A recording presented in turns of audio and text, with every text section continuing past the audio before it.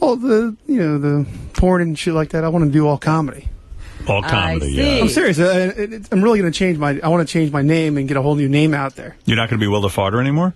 Well, I'm trying to come up with a name. If you guys want to go ahead and work on that. You mean like a nickname or? Well, like a new moniker. Sort of like Chad Ochocinco. How about Bill the Farter? Bill. What do you think of that? No one will know you were Will the Farter. To God, I know Will the Farter, but you're Bill the Farter.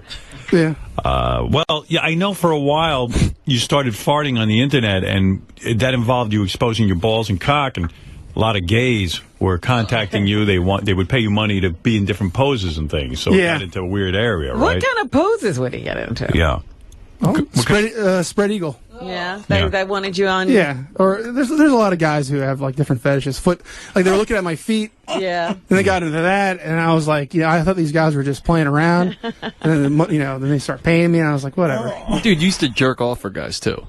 So. Is that right? So I didn't know you'd gotten into that. Well, it all went downhill because from there. Yeah, you almost lost your wife over, right? Because your in-laws found out. Oh, yeah, they found out, and it was funny. They had like a huge, thick stack of paper, right, with everything I ever did. Right. I haven't talked to them since I think April. I would love to see that stack of paper. I really would. Well go ahead and fax it if you want. Yeah, please do. It's totally embarrassing to me. Yeah. What has he done? Yeah. What did it say on there? Well, it just had. They didn't know I was on the Stern Show. They found all that stuff out about you being Will the Farter. Yeah, they found out that I did a porn. Right. Found out I was in porn. Right. I'm making a living farting. I pretty much don't have a real job. Right. They found out you were jerking off for gay men. Yeah. Oh, yeah. They found out that. Yeah. They found out I do phone sex. Who do you think? Sex. Yeah, with guys, right? Well, yeah. It's mainly domination. These guys like to be put in their place or whatever. Right. What do you say to him? To give me that money, whatever, and they go ahead and you fork it over. Serious. Yeah. Weird. Is your wife still talking to her parents? Is she? Oh, yeah. She is. Yeah, but they just don't want to know about you, and they want her to divorce you. No, well, her mom still likes me. They invited me for Christmas. Oh, right. Yeah? And I'd never, I wouldn't even talk to them. There's a whole another story that goes with it, though. But I'm not going to go and, get involved with that. Why not? What's the other story? It's regarding what happened to Erica, back in the day with a family member. And they let him get away with what he did. Right. And, I did this one thing that I'm not affecting anybody, really. It's on me. And it is embarrassing to Erica. But, they forgave him, and he's in the family for X amount of years, and I did this one thing, and I'm totally shut out. Right. Well, I mean... trust me, what I did is nothing compared to what that guy did. Yeah, but it sounds like the mom's forgiven you, Well, she might have, but... Why don't you go for Christmas? They want you to come. Yeah, why don't you wear what you're wearing now, that Santa hat?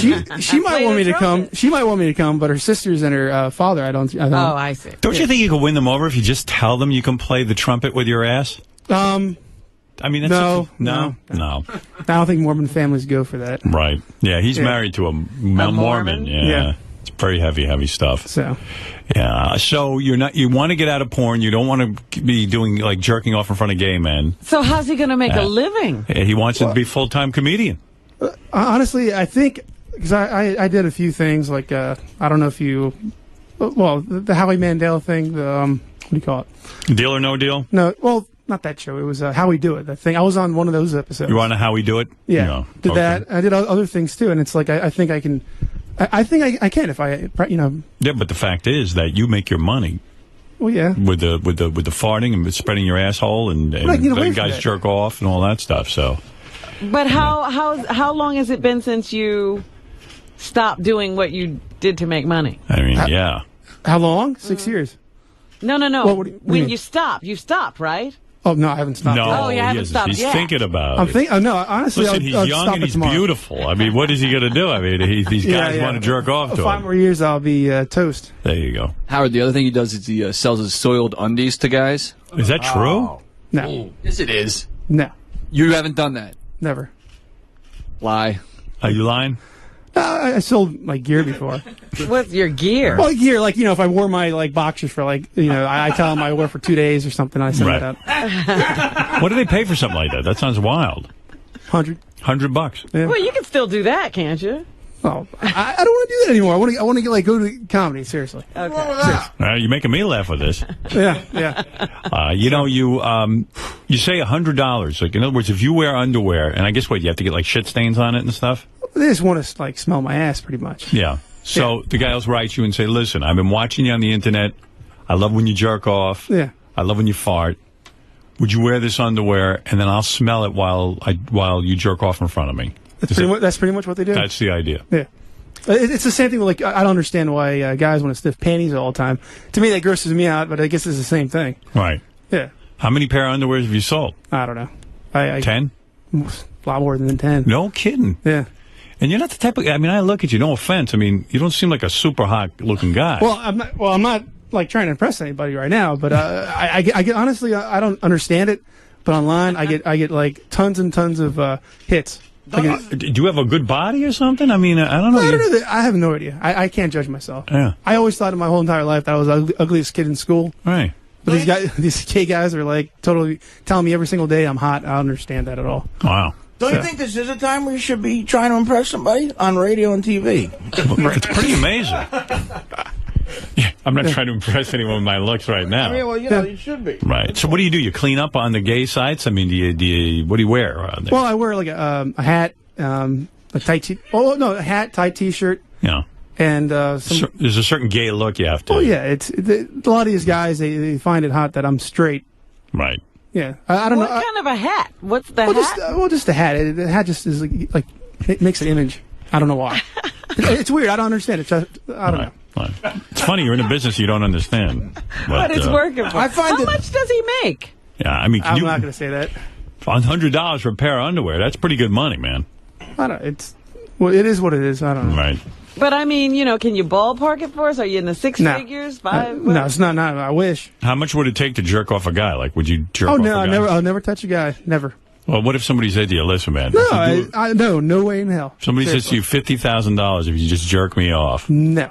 You're not doing it. No. $1 million, you can retire. $1 million, he's doing it. $1 million, I think any straight guy probably would do a jerk off set. I think this guy right here probably for 10. All right, so you say now. So, by the way, I should say that you can check out Will the Farter at farts.com and xtube.com.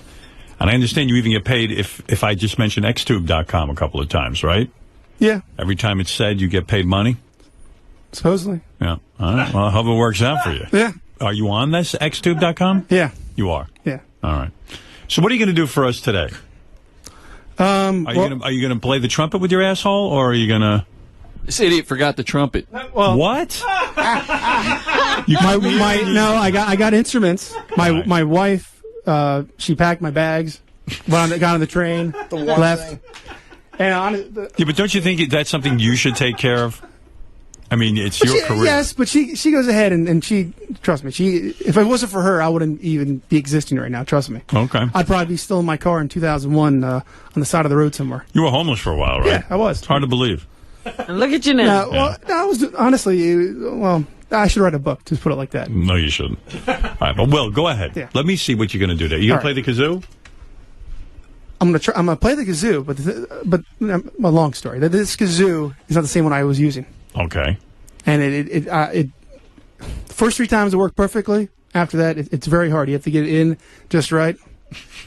But trust me, whatever the song is, I'm gonna make it sound like, Are you making excuses? Are you saying that you can't play the kazoo? No, I can't. No, I just bought this kazoo. It's not the same thing.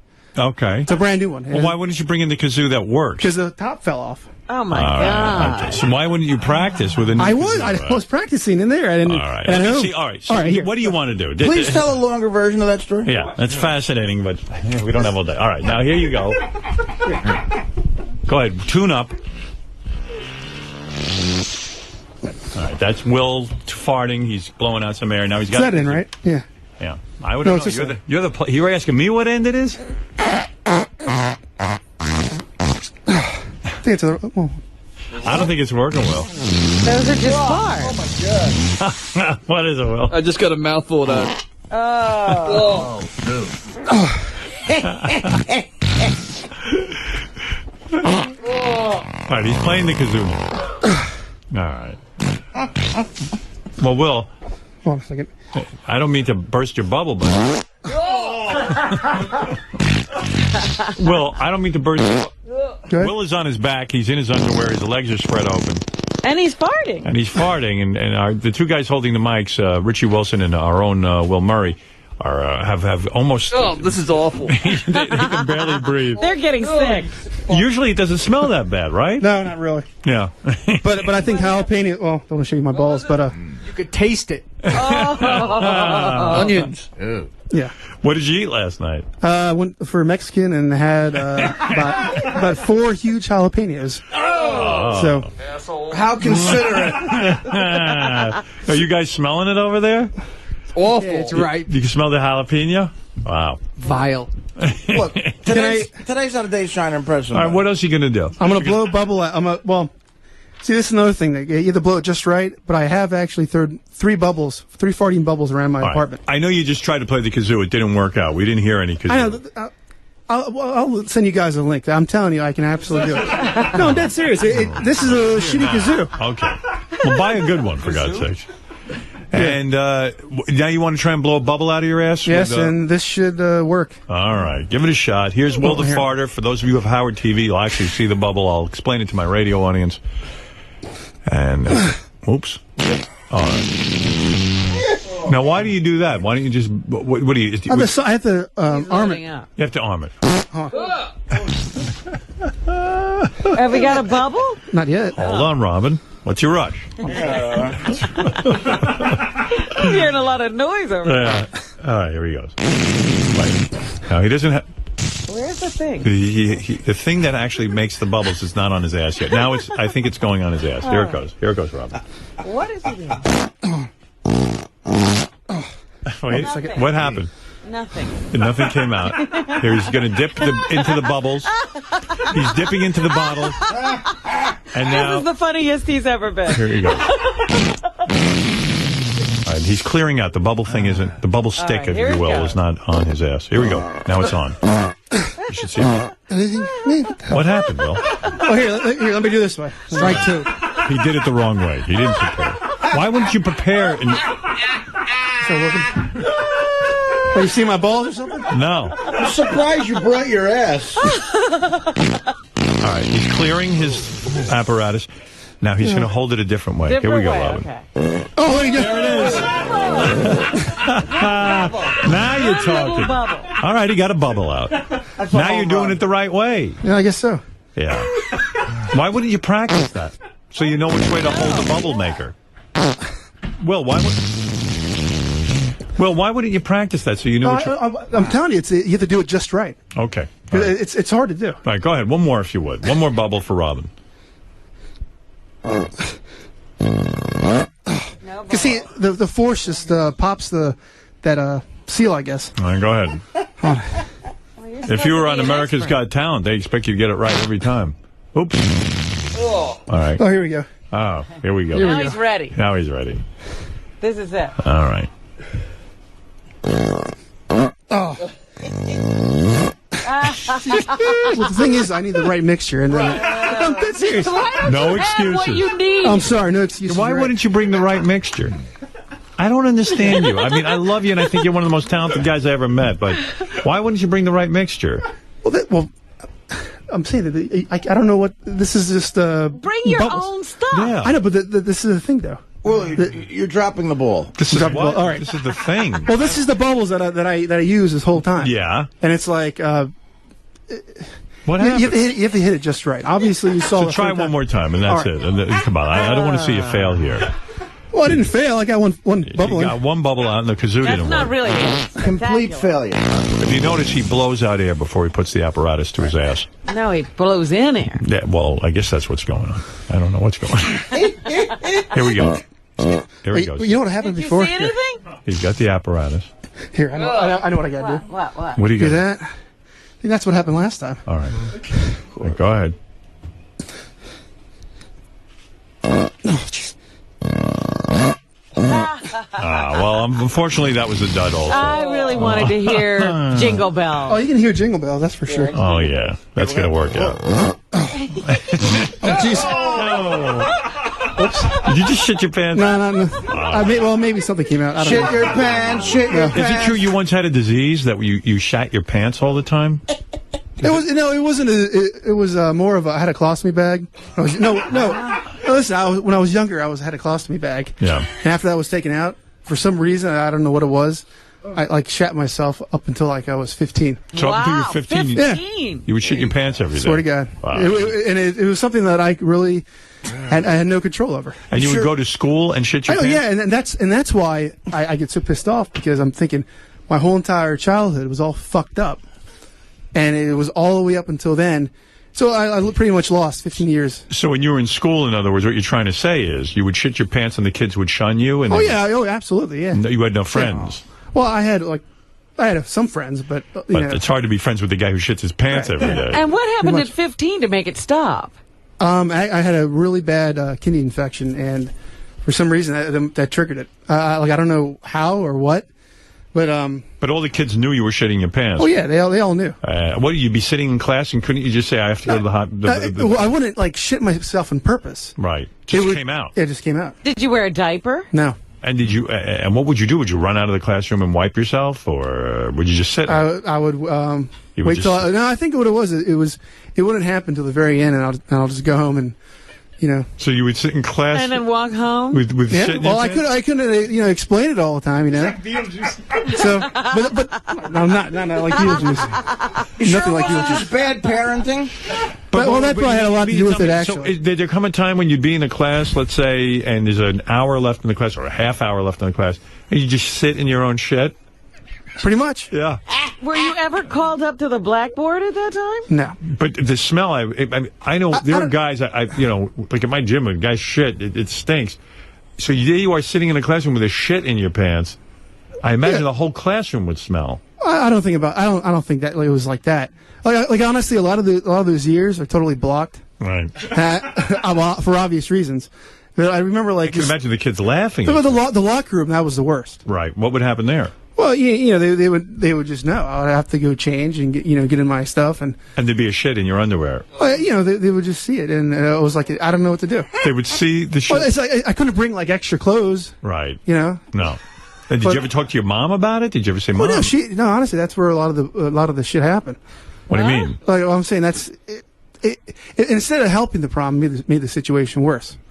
She'd I don't know. You met my mom, but I would. It was rough. Trust me. I don't understand what you're saying. I would get in trouble for doing it, and I had no control over it.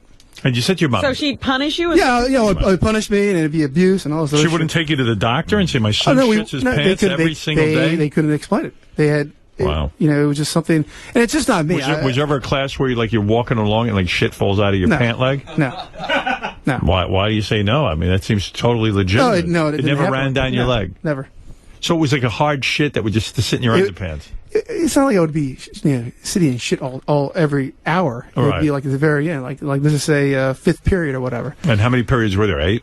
No, there's 6. 6. So for an entire period, you sat there and shit. Yeah, and of course I felt like garbage and right. Had no dates smelled. And no, I just wish I could get 15 years of my life back. That's right. All. Yeah. Yeah. So I don't know. With a life like yours, I wouldn't want those 15 back. Join the club. Yeah, not kidding.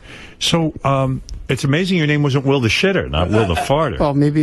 Yeah. But Will, that's very upsetting. You would shit your pants in and just sit in it. Till 15. And I can imagine the kids can be brutal. Well, I'm sure you'll have some callers who probably remember me. Yeah. I had some people remember me from second grade. Well, who's going to forget you? Yeah. I mean, one thing about you don't forget. Well, they didn't know anything about me farting. They just recognized me. No, you had a better talent back then. Yeah. Shitting myself, yeah. Well, it's a terrible story. I do want to say that you can check out Will the Farter at farts.com and xtube.com. Not only that, Will is... this is like a time you really ought to get in on Will's website because he's thinking of transitioning. Right. Can I make a note with farts.com real quick? Sure. Farts.com, I have actually some farting Santas out there you can get on the site. And also they have... Great gift. They all have the crepitation... record? Yeah, and... crepitation tape. Yeah, and then he said that you knew a lot about that. I do. What is that? That's a great tape about crapping. You know, the champ shits. I've played it for. Oh, okay. Yeah, I mean, I would like to play that as a Howard 100 special, actually. Yeah, because he has those CDs on sale on that, and also, if I could, what was that thing you had last year? That fart in a box or something? Yeah. Oh, it was the I forgot what the hell it was called. I don't know what it was. Yeah, it was called Fart in a Box, and he came into work it, and it didn't work. Couldn't make the fart noise with it. Yeah, just like today with the kazoo. Yeah. But I can do Jingle Bells with my bare ass. Or, all right, or Let It Snow. Let It Snow. You want to do Let It Snow? All right. To finish off, Will the Farter, everyone, go check him out at Will the Farter at farts.com. And did you start yet?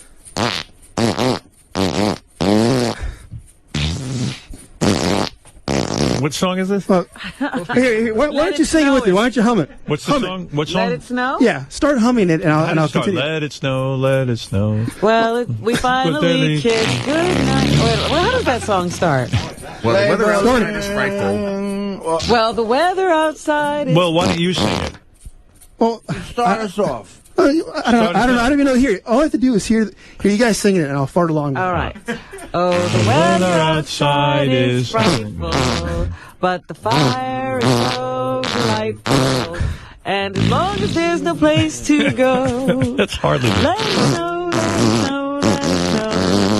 that wasn't bad. Does that have anything to do with what I'm thinking? Isn't it amazing? You're the kid who's shitting his pants and now you fart for a living? Yeah. And I brought some corn for popping. Everything about shitting and ass is your moneymaker. Well, Will, great seeing you as always. I was excited that I heard you were going to play the trumpet with your ass. Of course, you didn't bring the trumpet, and that's sort of a disappointment. But, I'm sorry. We're going to check you out anyway at the Will the Farter at farts.com and xtube.com. Thanks, Will. We're going to take a break, and then we'll do the news story right after these words. The Howard Stern Show. And now, the angriest 911 call ever.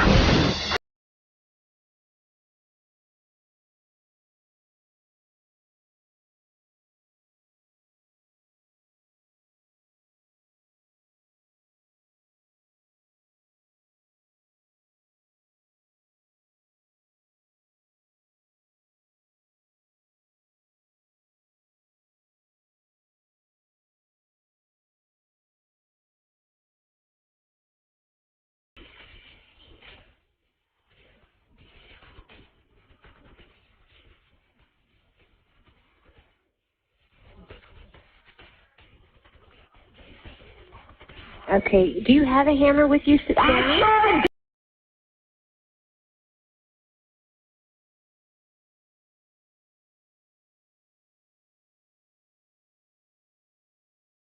gonna kill this motherfucker, so you better do it, move it. Listen, are you there? The Howard Stern Show.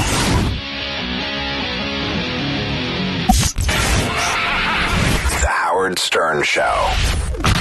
And now, a swine flu update with Iowa Lieutenant Governor Patty Judge. Those procedures are in place, and we're following them. Excuse me.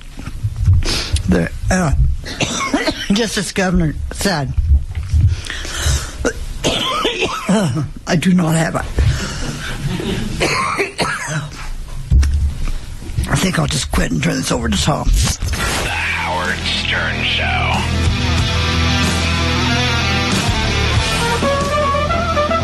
Live from the land of Israel, this is the G. Gordon Liddy Show.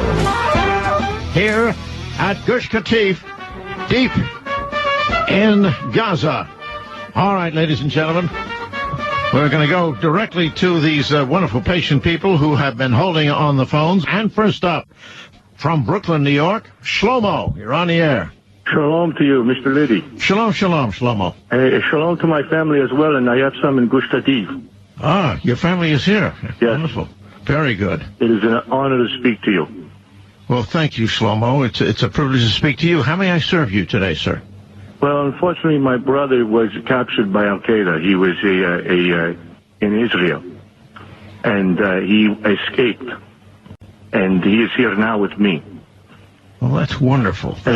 He suffered some brain damage, and he has a slight speech impediment, and he would love to say hello to you. Will and I would be delighted to say hello to him. What is his name? We call him Bob. All right. That's his American Israeli name. His real name is Saul. In America, we call him Bob. Okay, I'll be happy to call him Bob. Do you like to have third intersex device in Tennessee?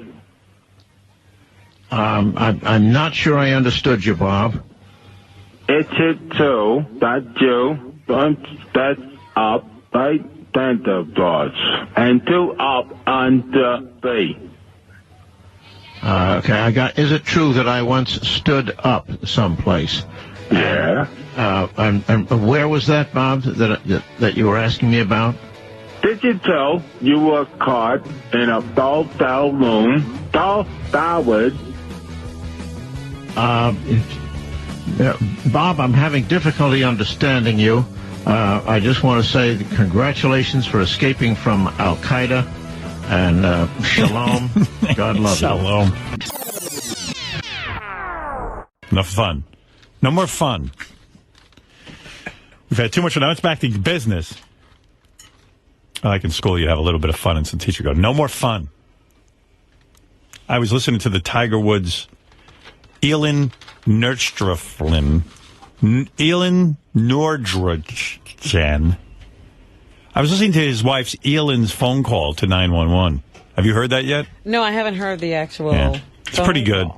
Just because it's Tiger Woods' wife, and it must be so great for her that her mom collapsed in the house, because that's going to make Tiger feel even worse. Like, all this stress has caused... Mom, you come to the house and then collapse. Yeah, it's almost like too good to be true, this whole story.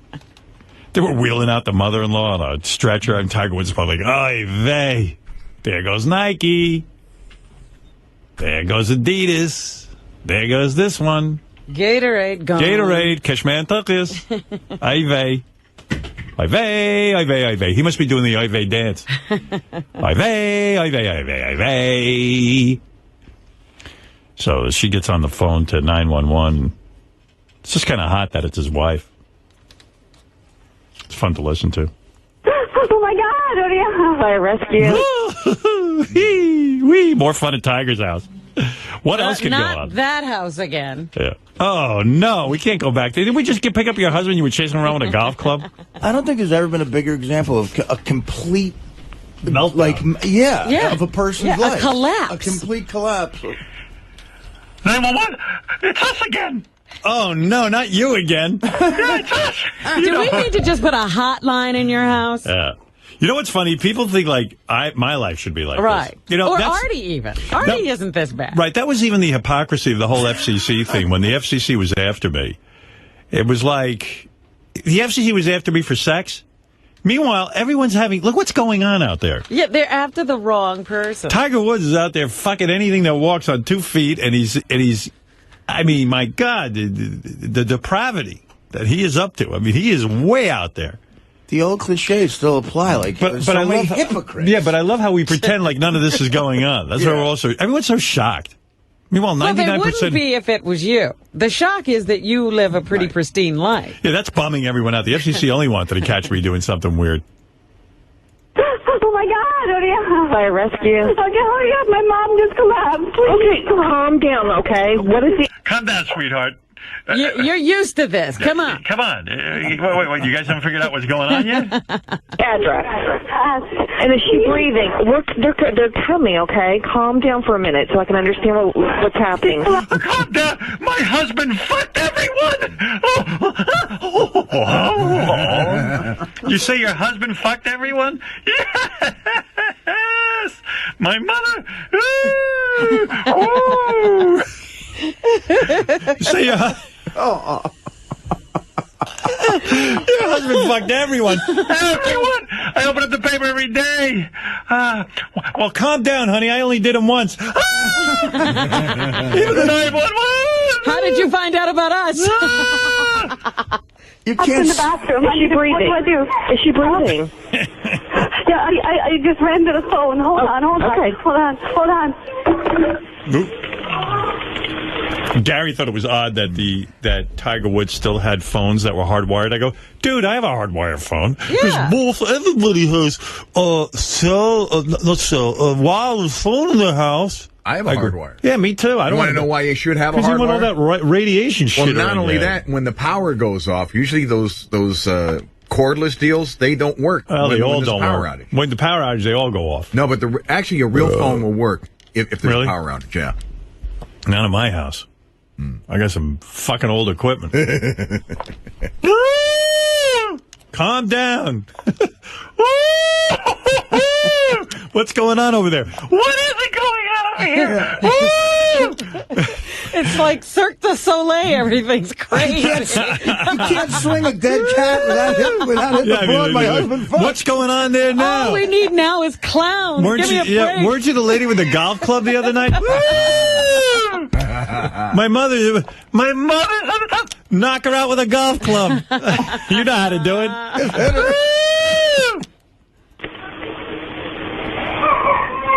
Those kids are crying in the background. What is going on? I can imagine the stress in that household. You can turn it up a little bit. Meanwhile, they had her pegged to be in Sweden. Meanwhile, she's in there and the mother-in-law's there. Tiger's like, oh, don't bring your mother here. Right, everybody had her moving out. You get caught cheating, you want your mother there? Oh, yeah, she's going to make you feel better. Yeah. If I'm the 911 operator, I'm like, honey, hang up the phone. What's that Gatorade endorsement's going out the window? What are you doing calling 911? Let your mother fucking die, but don't call 911. That's probably Tiger crying in the background. She's fine. She's fine. It's okay. It's okay. Calm down for me for a minute, okay? Okay. She sounds hot. And you said she collapsed? Yeah. Okay. And how old's your mom? She's 57. Okay, you said she is breathing, right? Breathing. Okay. Is she conscious? Yes, she is.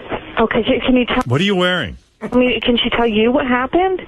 Yeah, she said she Sleeping in the same bedroom with Tiger? After she fainted. She fainted? She was down for a while. How do you know she was down for a while? Because I heard her. I heard her fall, and then I ran in there and tried to get her out. Okay, is she injured from her fall? I don't think so. Is she bleeding from anywhere? No. Okay. When she was laying on the ground, did Tiger try to fuck her? And has she not been feeling well or anything? I don't know. I don't know. Okay. And is her breathing completely normal? Yeah. Okay. I'm sorry. Is she fully shaved? That's okay. All right.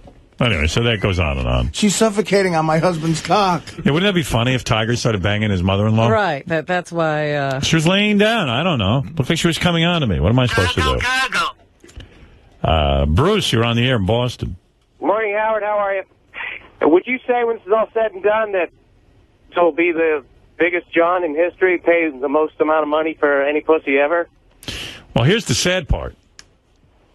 Tiger Woods' wife, she probably can't stand fucking Tiger Woods. That's why this whole thing's going down anyway. She probably can't stand him. Well, I love this speculation. Well, hold on. I'll give you even more speculation. Here's what's going to happen. They're going to get a divorce. Tiger Woods' wife's going to have a bunch of dough. And what's great is the next guy who's fucking her is going to be a young, probably, let me guess his occupation. He's probably going to be the yoga instructor. Right. And he's not going to have to pay a dime to fight. He's just going to get the fucker because he's a good-looking guy. Yoga instructor, tennis pro. Tennis pro, you name it. It's going to be some young guy's going to be banging, Mrs. Tiger Woods. Because she's going to get him back. Living there. Yeah, he's going to move him right in. It's going to be great. This story's living just... in Tiger's house. Yep. That's how it goes. Or maybe even a young, handsome 911 operator. Right. She keeps calling. In the ambulance. Yeah, that's wild. They must have that thing on speed dial 911. Good Lord. Yeah, you just have to hit redial in that. It's the only number they're calling. Very good. All right, thank you, Howard. Later, bro. All right, let's get Steve Langford in here. Stevie boy, come on, man. What are you waiting for? Let's get your news going. Hour 100 news. 911 operator's like, hold on. Hold on. Hey, everyone, it's them again. The Tiger Woods house. It's us. Yes. Artie Lang leading our headlines today in a big way. One more stand-up appearance for Artie, despite Lang's claim he canceled everything on the road. Artie Lang now appearing at Comics in New York December 17th. What happened? No, it's a local. It's a club. That's not Artie. That's a local. No, it's not. It's club. Not fun. It's a small club. It's a 20-minute spot at a small club late at night. Oh boy! It's not. But you said you weren't doing anything. It's not a road gig, and it's during the vacation. And it's not. There's no more road gigs. All right. All right. Yeah, you can't handle those road gigs. They're not for you. I don't. Listen, I'm burnt out from them. Yeah. That's it. You know. Yeah. There's enough come on. You want to get yourself. You already look better. I don't want to be found dead in a hotel room. You want to be found dead at home. Yeah, that would be nicer. Right. Well, are you skipping my? Well, I don't want to say. No, it's okay. I don't want to talk about it. You do whatever you have to do. No, it's actually it works out. Do whatever you need to do. Listen, Artie does what Artie needs to do. No, Artie does what Artie does. What you're talking about works out. All right, okay. Everybody calm down with Artie's schedule. Wow. Very touchy situation, that schedule. Not anymore.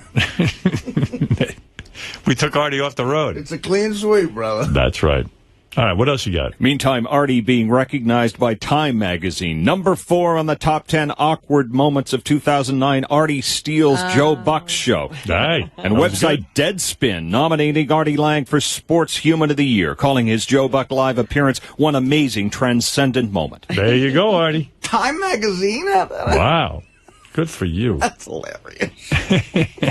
What else you got? Also today, the history of Howard Stern in 2 minutes and 43 seconds. That's how long it took this Howard 100 News reporter to interview Stern about the upcoming Act 3 of the history of Howard Stern. Under tough questioning, Howard finally acknowledging the early and mid-'90s were a time of great accomplishment for the Stern Show. Under creepy questioning, Steve just looks at you like you're not giving him the right answer or something. Yeah, he lets that answer just sort of hang out there and just looks at you until he thinks he gets the answer he wants. But I am fully excited because I am fully aroused about this the history of Howard 3, because we just put the finishing touches on it yesterday. Yeah. I did the final interview, and it's all set to go, and I think the fans are going to really, really enjoy this one. When is that airing? The history of Howard Stern Act 3 debuts here Monday, December 21st. Very good. I will be tuned in. I'm really excited about it. The first two were really, really cool. Wait till you hear this one. This was good, yeah. Stern News, 877-H100-TIP, or email howard100news@sirius-radio.com. All right, thanks. Steve Langford, everybody. Let's get over to John Hine. Johnny, what's going to be on the wrap-up show today? 50 Cent walked into Howard gearing up for the roll call, and when asked if he was familiar with it, 50 didn't have a clue what it was. Yeah, I mean, Lisa really was like, of course he knows what it is. Everyone knows. Anyone who grew up in New York knows. He'll know exactly what to do, is what she said. I hate bursting her bubble, but she's a little bit delusional. A little? Yeah. A lot. I mean, that show wasn't that popular. Our show was on the air then. Everyone listened to us, including black people, believe it or not. There was probably 4 people listening to that Dre and Lisa show. I don't mean to burst her bubble. 50 Cent walked in and goes, what the fuck am I in here? Roll call? How lame is this? Let's do it. What is it? And then when he did it, he was horrible. I mean, he was like the guy didn't even know how to rap. He mailed it in. Right. Go ahead. We'll talk about 50 dropping by and how he won Howard $100 off Lisa G. If 50 was being nice, or did he eventually remember hearing the roll call from his younger days? Why 50 feels the need to have $25,000 on him at times, but Howard would never wear a $300,000 watch. Never. How 50 couldn't help but shed tears when thinking back to his grandma's at a young age. And why 50 isn't bothered when he comes too fast, couldn't look at Howard when answering questions about his penis size. And why did Robin feel she and 50 may not necessarily be the best match? I got too much respect for money to wear a $300,000 watch. I mean, what could a $300,000 watch be? There's no watch on the planet that's worth $300,000. Maybe if it's encrusted in diamonds, I guess. Diamonds do have a value. I guess it would be if it cost $300,000. Yeah, I mean, I respect money. I mean, I'm busy with this apartment every minute, but I wanted to hang a TV set on the wall. So I called the guy and said, could you hang the TV set on the wall rather than have it sit on a countertop? So sure. So then I said, well, how much does that cost? $9,000. That's to hang it? Hang the TV on the wall. But the TV, you got to have the TV price included in that. I already got the TV. I already have everything. You're kidding. $9,000, he tells me. Get out of here. Is there a wire already in place? Well, he says he has to put some wire in the wall. Or I don't know. Still, $9,000. His house has been wired. It's not that much to do. Looks like there's electric right on that wall. Yeah. But I'm talking about the cable. Like the cable has to maybe have to chop it and put the cable in, and that becomes a big pain in the ass. $9,000. I said, But you know that what? sounds a little steep. I'll live with it on the fucking counter. Didn't then. you know you wanted the I could swear I said to them, please just hang it on the wall. But before, when they had things open and they could have run the wire. Right. The They house say, is sheetrocked. oh, yeah. So that, but still, even with that, $9,000 is insane. Yeah, because you don't have to go that far. $9,000 to install it. I mean, you're installing a TV. That's listen. I just wanted to hang a bracket on the wall and put it on the wall. $9,000. But $9,000, I ain't doing it.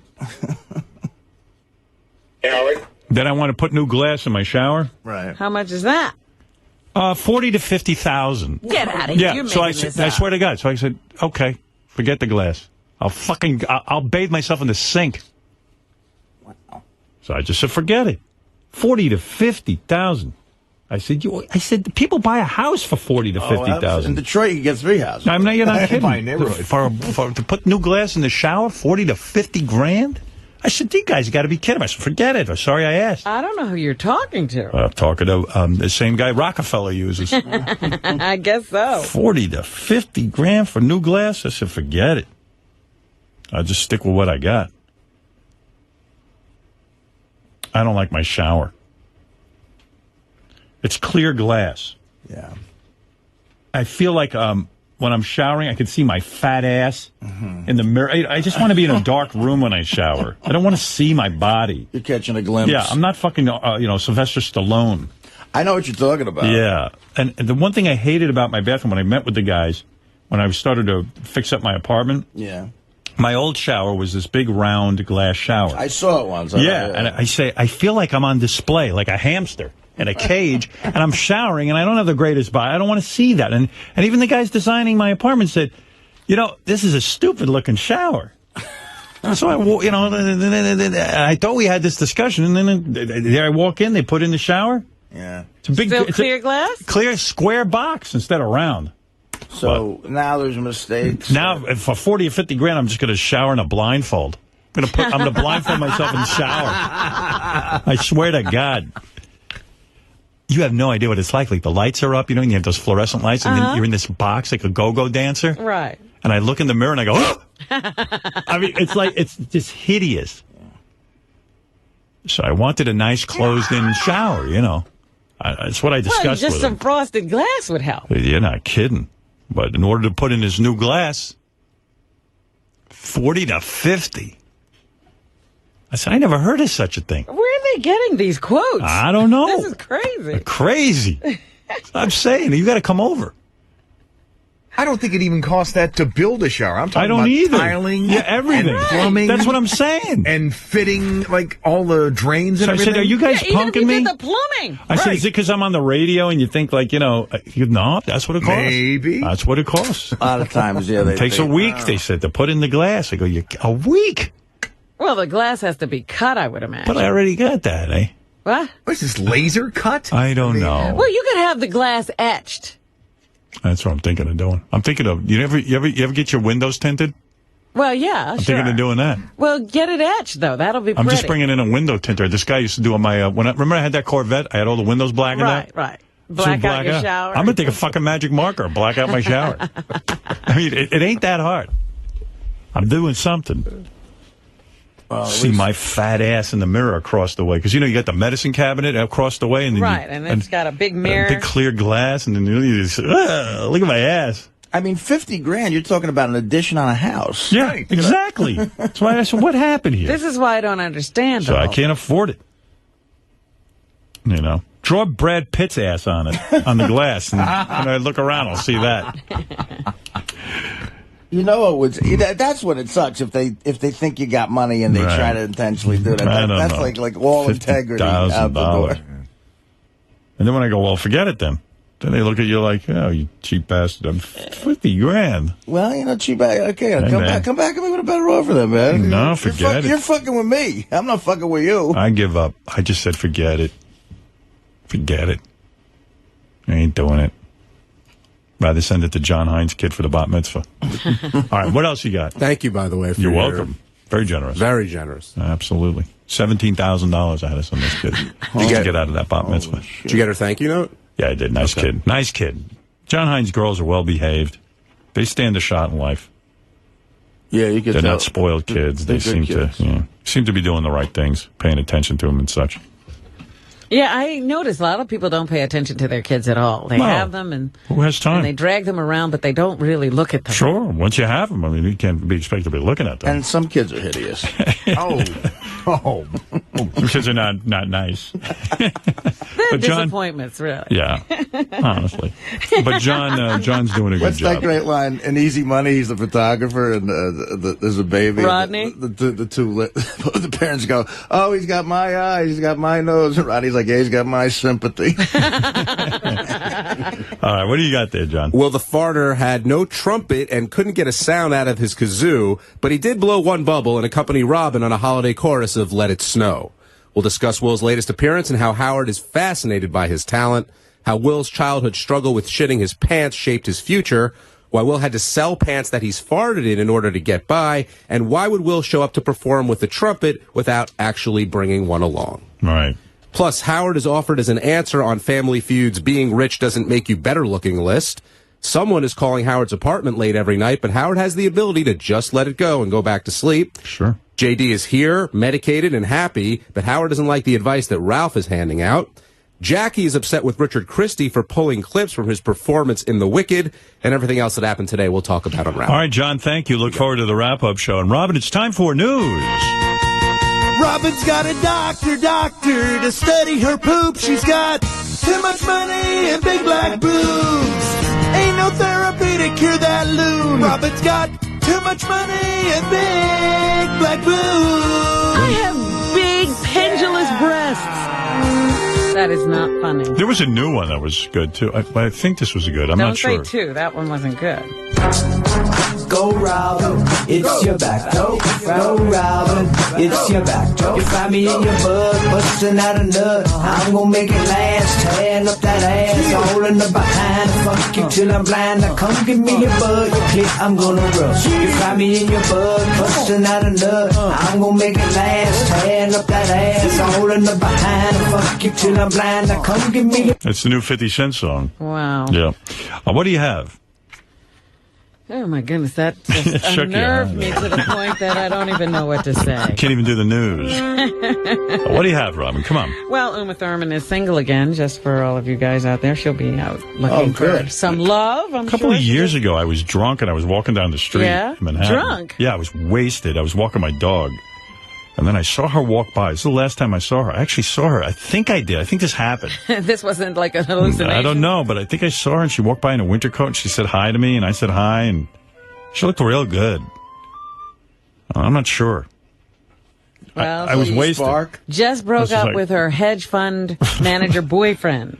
Yeah. You were drunk walking your dog? What were the circumstances of that? Don't remember. I've been drinking, and the dog had to be walked. And Beth sent me out, and I said, I think I saw Uma Thurman. And I was like, and I said hello to her, but I wasn't sure. Was I just drunk? And You don't do like irresponsible things like that, though. Yeah, I do. It was an odd situation. Well, I mean, I'm like Tiger Woods. I hide a lot of you that. think the dog was in danger?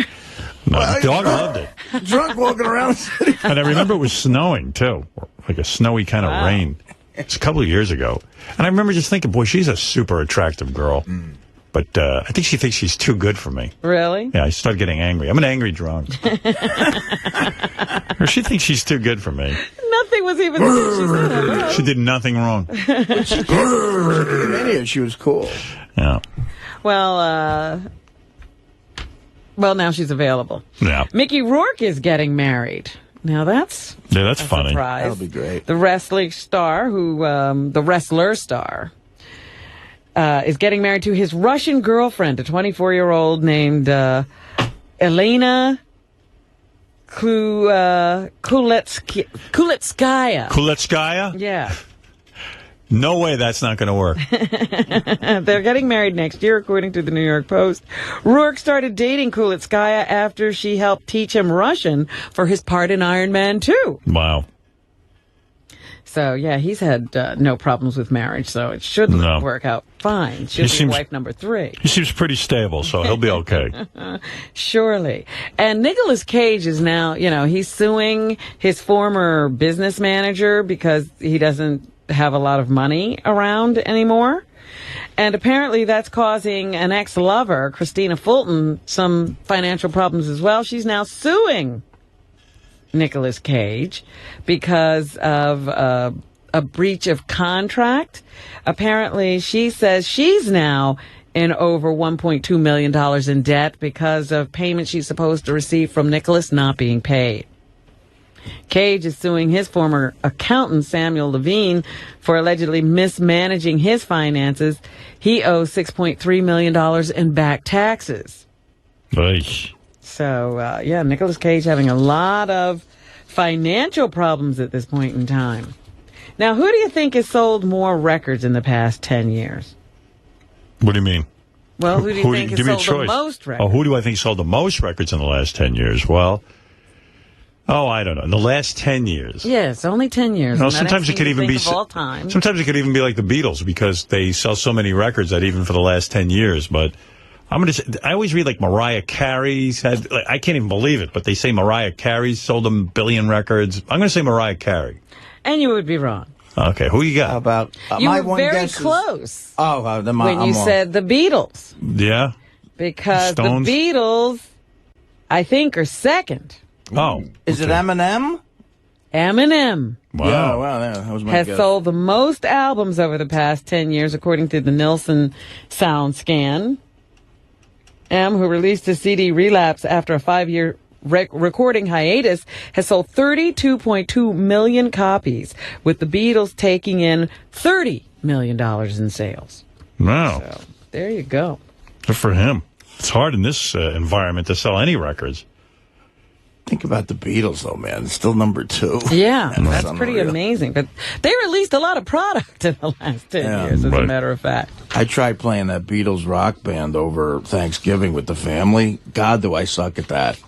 I don't even know what that is. Everyone said it's like that Guitar Hero, but it's all Beatles music. And you can play the drums. You can't even play that kind of instrument. You could take any instrument. You could take the drums. I'm horrendous at it. And my 8-year-old cousins are all like kicking ass. How about learning a real instrument with these kids? Well, that's what I mean. I think about what you say. It's what a true. waste of time. It takes a lot of effort, and you could be learning how to really play one. Because it's basically air guitar you're wasting your time on. Yeah. Right. Jeff the Drunk, you're on the air. Hey, Jeff. I know Jeff. Let's go to Dave. Dave, you there?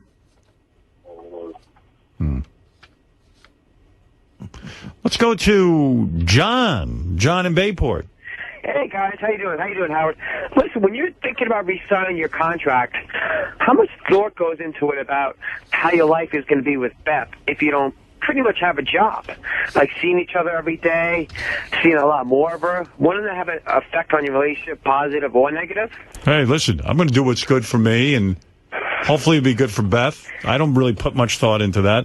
I don't even know that I'm going to re-sign here because, I don't know, I've been reading weird shit.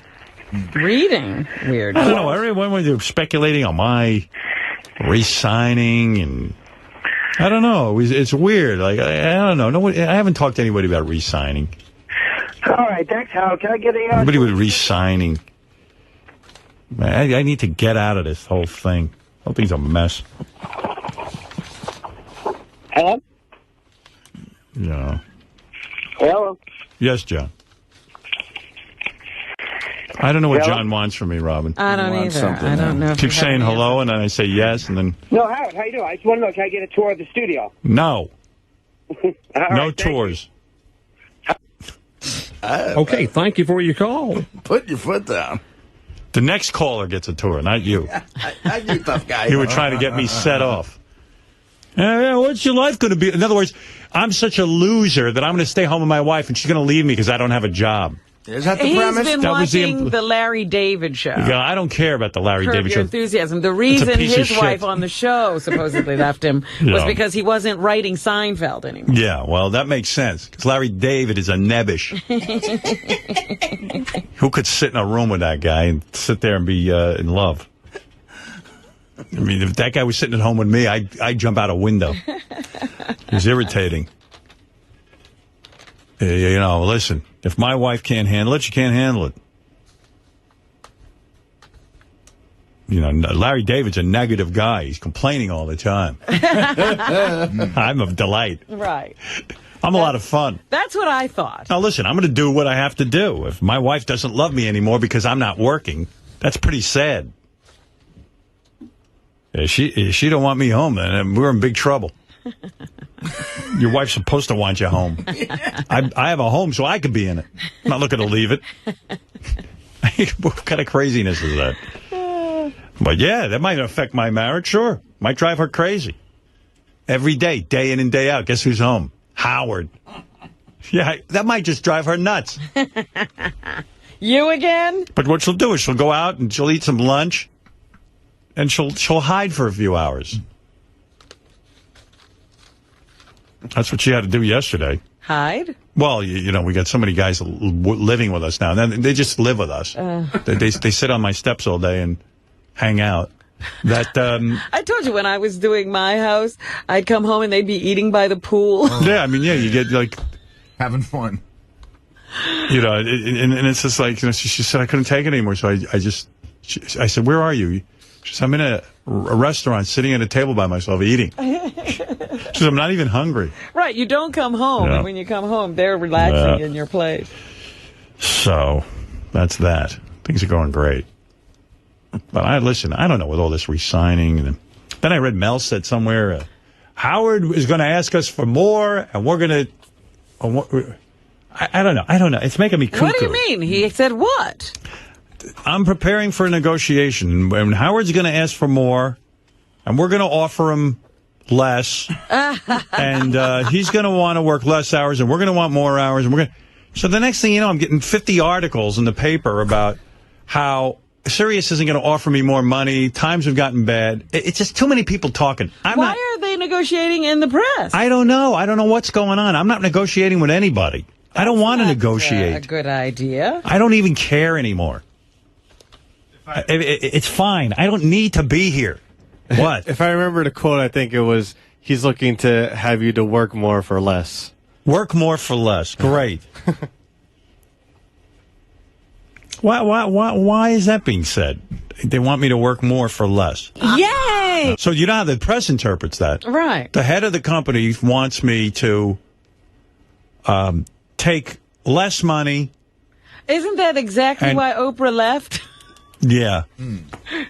Somebody was going to offer that deal? Believe me, the reason this kid JD is having a nervous breakdown, he's afraid I'm not going to resign. What's he going to do? I mean, I don't know. I don't really care. There doesn't have to be any negotiating. There's nothing to negotiate. It's time for me to leave. I love this place. I love doing this show. It's been a good 5 years. Everyone will have a big smile on our face. We'll shake hands, and that's enough. Good night. Creatively, you've done an amazing job here. I think so. Absolutely. I think so. I think I've been wonderful. I think the show is, lived up to the uncensored, I think so. I think we did what we had to do. I'd like to continue on if there was the right circumstance. But all this talk with re-signing, and now I got to read a bunch of articles about how Sirius has got to pay me less. The boss says so.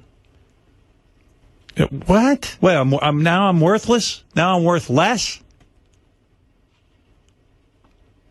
I don't want to negotiate. I don't want to talk to anybody about this. That's it. Done. I'm done. I'm finished. I don't want to work here anymore. This is it. I'm going to do another year. You're making your I statement made a decision. now. That's it. I'm done. I'm leaving. Right. Where's that? Like Oprah. You make an announcement 2 years in advance. Is this official? Yes. Not 2 years, actually. Yeah, it's enough. It's enough work.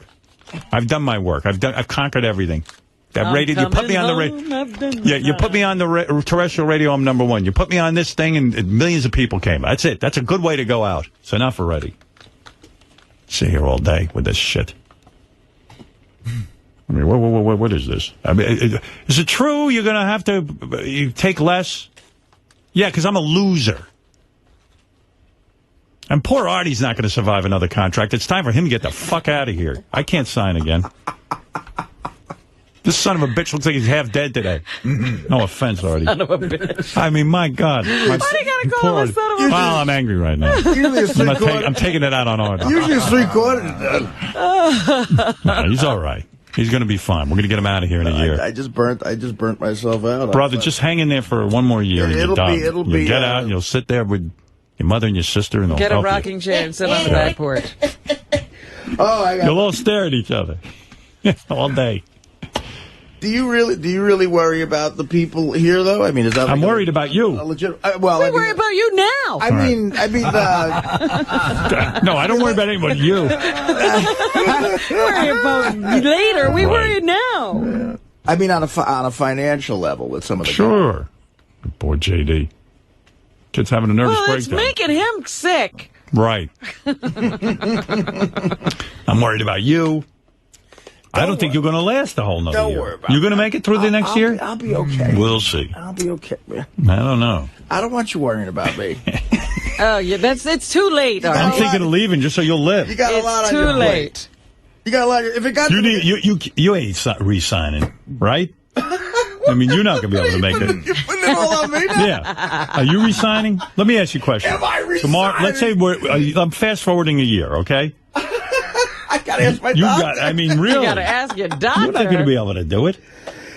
This is killing you. But what happened to me in the last decade? I've been here a decade, and the stand-up end was bad. But I've learned to a point. I've gotten to a point now with therapy where I don't really care about the stand-up anymore. Right. I don't. All right. I mean, so what are you saying? You're resigning? I don't know the answer to that question. Oh, okay. I honestly can't answer that. So much weird stuff going down with this whole resigning. Enough with the resigning.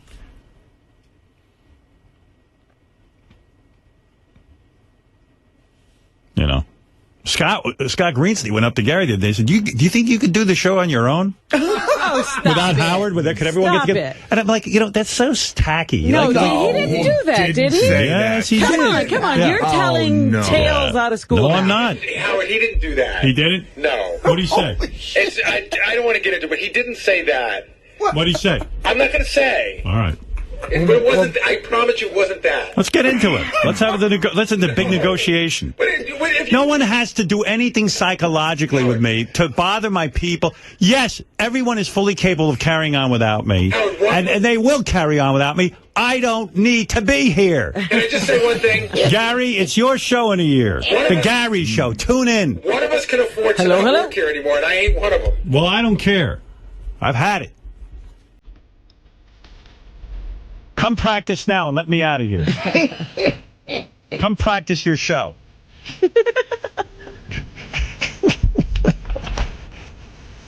Goodbye. Everybody's speculating. Oh, dear. I've had it. Well, I don't know why people are saying things in the press. That's not nice.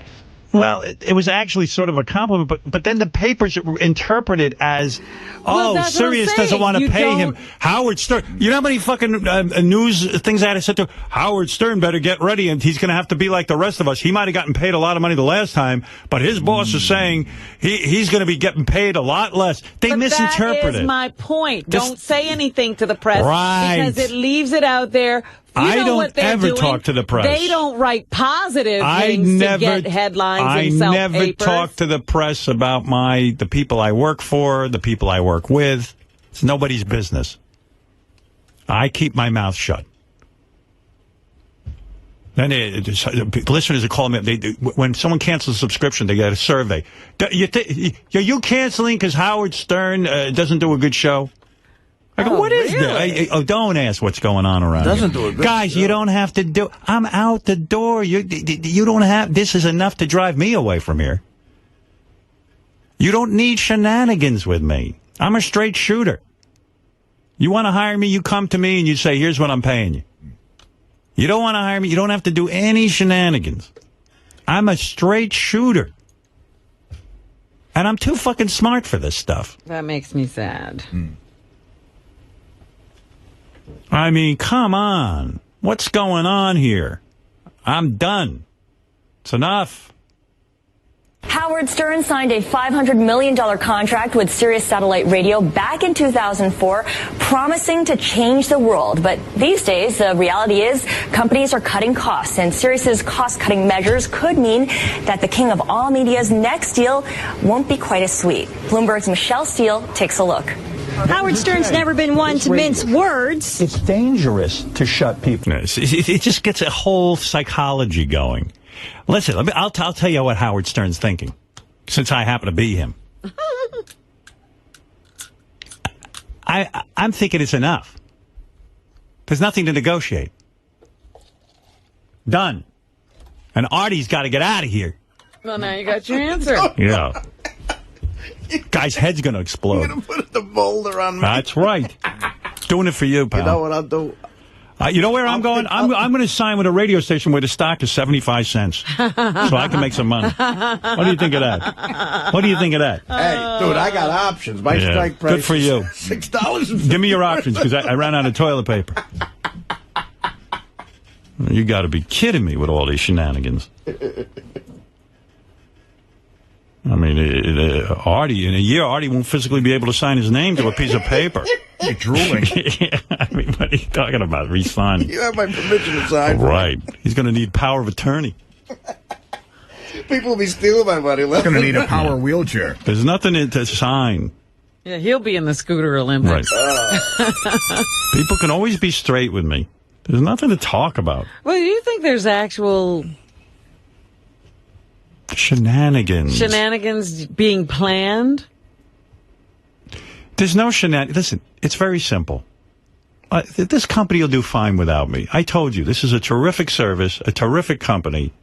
It's very well run. Mel's an excellent guy. Scott Greenstein's excellent. Both these guys run a great company. They're going to have no problem. I am not the company. I am not the whole company, despite what you might think that I'm thinking. I'm being serious. But you certainly put it on the map. They're going to do great. Listen, I told you Viacom was going to do great when I left, and look at them. They're a powerhouse. And listen, they're still there. Everyone's working. They didn't fire a fucking soul over there. Right. Except for the entire radio division. Yeah, I was going to say, are you sure? But listen, I believe the company will do very well. I don't think they need me. I think that if they were smart, they'd hold on to Gary and Fred and Robin and Artie and everyone. That would be my move. And bring in, I don't know, somebody, to produce for Gary. Who's doing a show with Gary? Well, that's up to you. Gary's going to be here, and he's going to be looking for support, Robin. I think you could help him out. Hey, Robin, what's in the news? Oh, God. Oh, dear. What's in the news? Where's John Hine? Maybe he and John Hine. Why am I the butt of this? I didn't say I wanted. No, I'm joking with you. You couldn't even have that Rob Zombie song if you want for the new Gary show. I'm sitting here fucking wondering where I'm going to be in a year, and so now I got to start looking for a job, and I'm getting shit on. That's right.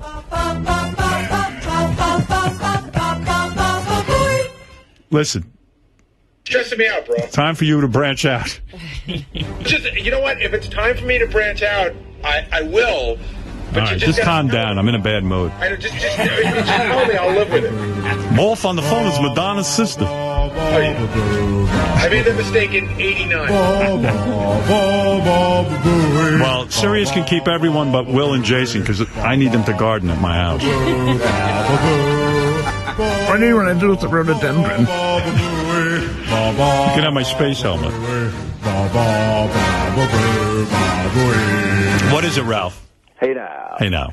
Hey, why don't you just take off now and give Scott a preview of the Gary Show? No, seriously. Let me tell you something. Gary's damn good on the radio. That wrap-up show's terrific. I'm not saying he's not. Yeah, that's right. It'd be interesting to hear what the... I believe Gary could handle the show. He probably could. I do. Let's hear it. He's terrific. He handles the wrap-up show. You should hear him. I hang with him sometimes. He talks and talks and talks, and it's fascinating. Sometimes I look there, I go, wow, I can't believe what Gary's saying. on, just do it. Anything else, Robin? Look at Ralph. Ralph is like... All right, thank you, Ralph. I'm cracking myself up. Thinking about. But look, listen. You don't have to play games with me. I'm a straight guy. I'm a straight shooter. I really am. There's no game to be played. There's no finagling that you need to do. You would be the last person I played games with. You don't have to. But I'm so simple about seems this. to always try. I mean, I'm just minding my own business. You know. Got these channels. It's like I said to these guys. You got these channels. If you can't pay the people on the channels, fire everyone and just have my show. That's it. I don't know what to tell you, but when people need money, they got to get paid. I don't want to be a stick in the mud. I'm a straight shooter. I am. I really am. I know you are. I mean, I'm sorry. I don't mean to interrupt your meal, but I'm upset. If I'm interrupting, just let me know. All right. I got to take a spot break, Rob. Let Artie eat. All right, let's do one more news story, and then we'll take a spot break. Maybe that's where we should go. Well, I'm just reading a fascinating story here that Carson Daly is returning to radio. Oh, good. Well, there you go. There's another guy. What's he leaving? Yeah.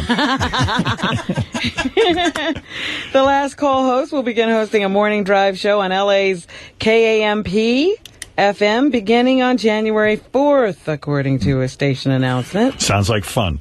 Let him do the show. Daly, who does Last Call from L.A., will remain as host of that NBC Late Night Show, which airs at 1:35 in the morning. Daly has a long history in L.A. radio, having worked at KROQ, which led to his long-running stint as the host of MTV's Total Request Live. So there you go. He's coming back to radio. I wonder if he's going to do a roll call at 7:20. I would recommend it. Well, I guess radio is coming back. Radio's coming back to radio. Here's a guy's on TV, wants to be on radio. Yeah. That's right. And who knows? And then you got the Gary Dell'Abate show starting next year. Right here. You can get it, and I think people will keep their subscription for that.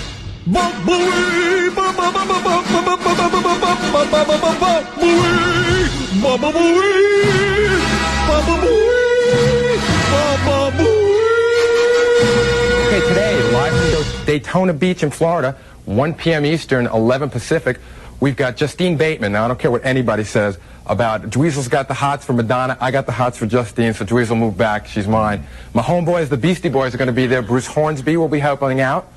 We've got concerts Saturday night with the KBC band, Cantner, Ballin, and Cassidy, formerly of the Starship. And Amy Mann until Tuesday will be there as well. Maybe he doesn't need Sunday you, night Robin. With Crowded House. You may have seen them performing live. He's doing pretty good without you. Here on MTV. Can I play your tapes from Briarcliff Manor when you were at the fucking movie theater for Sgt. Pepper's? Dude, what do you want? You gonna play every bad shit tape? I didn't do this to you. Don't take it out on Gary. And that's nothing. They're going to have a wrap-up show hosted by Medicated Pete. I was going to say, are they going to have the wrap-up Gary show? Hi, I'm Gary Dell'Abate. It's time for Addicted to Style. You know, until recently, bras were a practical... If you get your own show, will you be Gary Dell'Abate or Abate? I'm Gary Dell'Abate till I die. All right, good. I like that better. Kind of thing. You wore them because you had to. I mean, most women do. This year, with the Boutsier making a comeback and the Gaultier... Anybody ever hear of these words? I mean, I know no women. The Boutsier and the Gaultier. I'll tell you. All right. I'm not. Listen, I love Baba Booey. What are you doing? Listen, I know you're mad, and you should be mad. I'm not mad at you. I know, but I'm just saying, I'm giving you a preview of what's going to be. Yeah, oh, okay. Oh, I get it now. I understand. Sorry. I don't mean it to take it out on you. Yeah, Gary, there's no reason for you to be upset, Gary. Yeah, you calm down. I'm not mad at you. You'll know when I'm mad at you. This is me liking you. The music of Jefferson Airplane is flying high. No drug references, please. Once again... I love that. All right, listen. Robin, what else is in the news? One more story, and then we'll take a break. They say those pictures that people were trying to extort money from John Stamos for were not X-rated. So what? How did they expect to get $1 million out of this guy? Really, what stupid bastard? They threatened to make the pictures public if he didn't fork over $680,000. They knew he didn't have $1 million. Is that why they asked for only 680? Oh my God! They did a computation. That is a strange sum. Right. I was trying to think. What do you get? I wonder what he gets paid for, like a bye-bye birdie. What can you make doing something like that? I don't know, but I know a shower costs $90,000. So you got to make a lot of money. You can't afford a shower, though. That's right. Well, John says the pictures are so tame he released them himself. What do you think about a shower? Well, that's crazy. I don't know what they could be, but yeah, he's currently on Broadway in Bye Bye Birdie. I asked him, I said, John. He contacted the FBI on November 28th after a girl named Cross and a guy named Sapola. Weren't we up against them in Detroit? Cross and Sapola, you think they're morning? Cross and Sapola. I remember those guys. They were on hard times. Or is it Cross and Sapola? I don't know. Well, I'll tell you what. I asked John. I said, what's in these pictures? Uh-huh. He goes, I don't know, nothing. He was like mumbling, nothing. I go, nothing. For $680,000, they must have had something. Or you're blowing a donkey? It's John posing with fans. I know. So What's why? he doing? So it's a crazy story. Doesn't make any sense. Yeah. Maybe one of them is a nefarious type. What they were thinking. Anything else? Animal welfare groups are intensifying their battle against puppy mills. A national toll-free hotline to report suspected puppy mill illegalities was launched Friday by the Humane Society of the United States, which hopes callers will supply tips that increase the number of raids and prosecutions. It's 877-MILL-TIP. That's the number you want to call if you see some inappropriate behavior on the part of what people call puppy mills. Right. Don't buy dogs from those pet stores. In other words, when you say any dog from a pet shop is bad to do. Yeah, because what it does is it encourages these guys who have and these puppy mills are pathetic. What they do is they just breed these dogs live in their cage the whole life. Right. They just breed them until and they then they die. go to a pet shop, and then and then these dogs go, and then they're not even bred well, and then the dogs have problems. The problem dogs have allergies, all kinds of shit. And then the people want to get rid of their dogs, and they bring them over, or they either have them euthanized, or the whole thing's a mess. And if people took personal responsibility for like their own kids, there wouldn't be any orphanages. You understand? Right. If people buy a pet or get a pet, and they held on to this pet for the life of the pet, it wouldn't be anybody else's problem. We're in a nation where we have to take care of.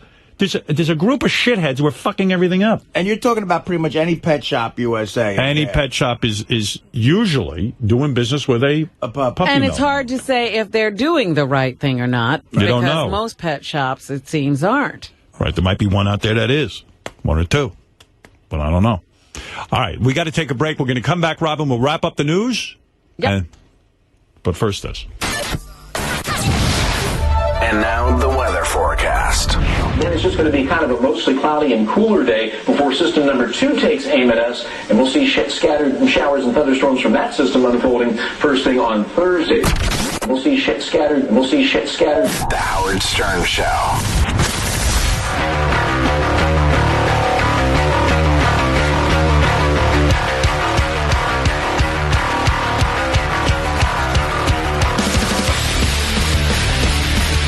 Mini massager is great to use with your partner or by yourself. It makes a great gift. Add this powerful portable vibrator to your collection. You're not turned off when a guy starts using a vibrator on you, are you? It depends on, what we've been up to. And how long you've been knowing him, right? Yeah. It's not the kind of thing you whip out on the first time. No. All right, fair enough.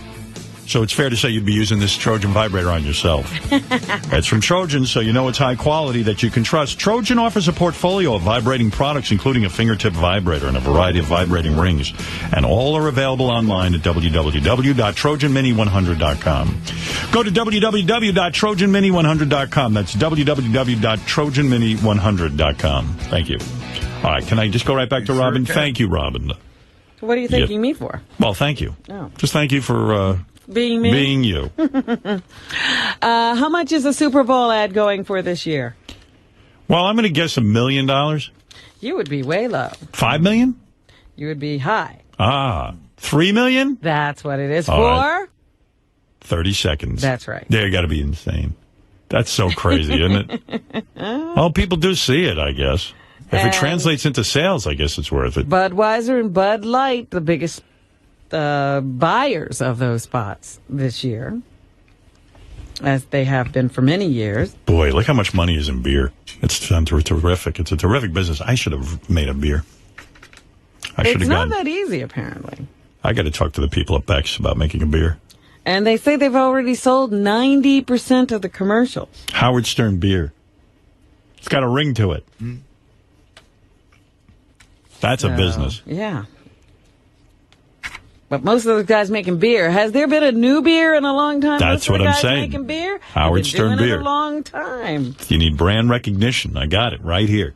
All right, Howard's going into beer. Beer. I'm out. I'm out of this. That's going to be your new business? That's my new business. All right. I'm going to talk to Jackie. He's the king of startup businesses. They call it. Now I know what I'm going to do at the lunch with Jackie. Jackie, I'm thinking of starting a beer.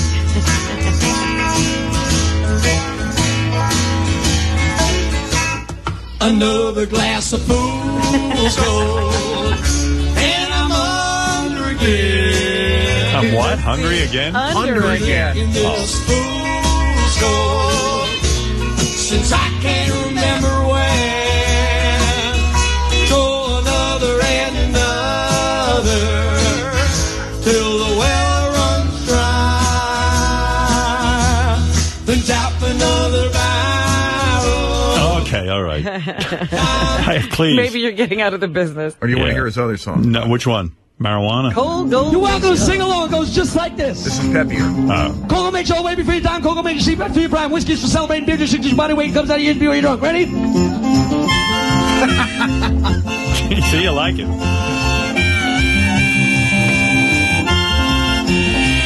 The bass player's going berserk.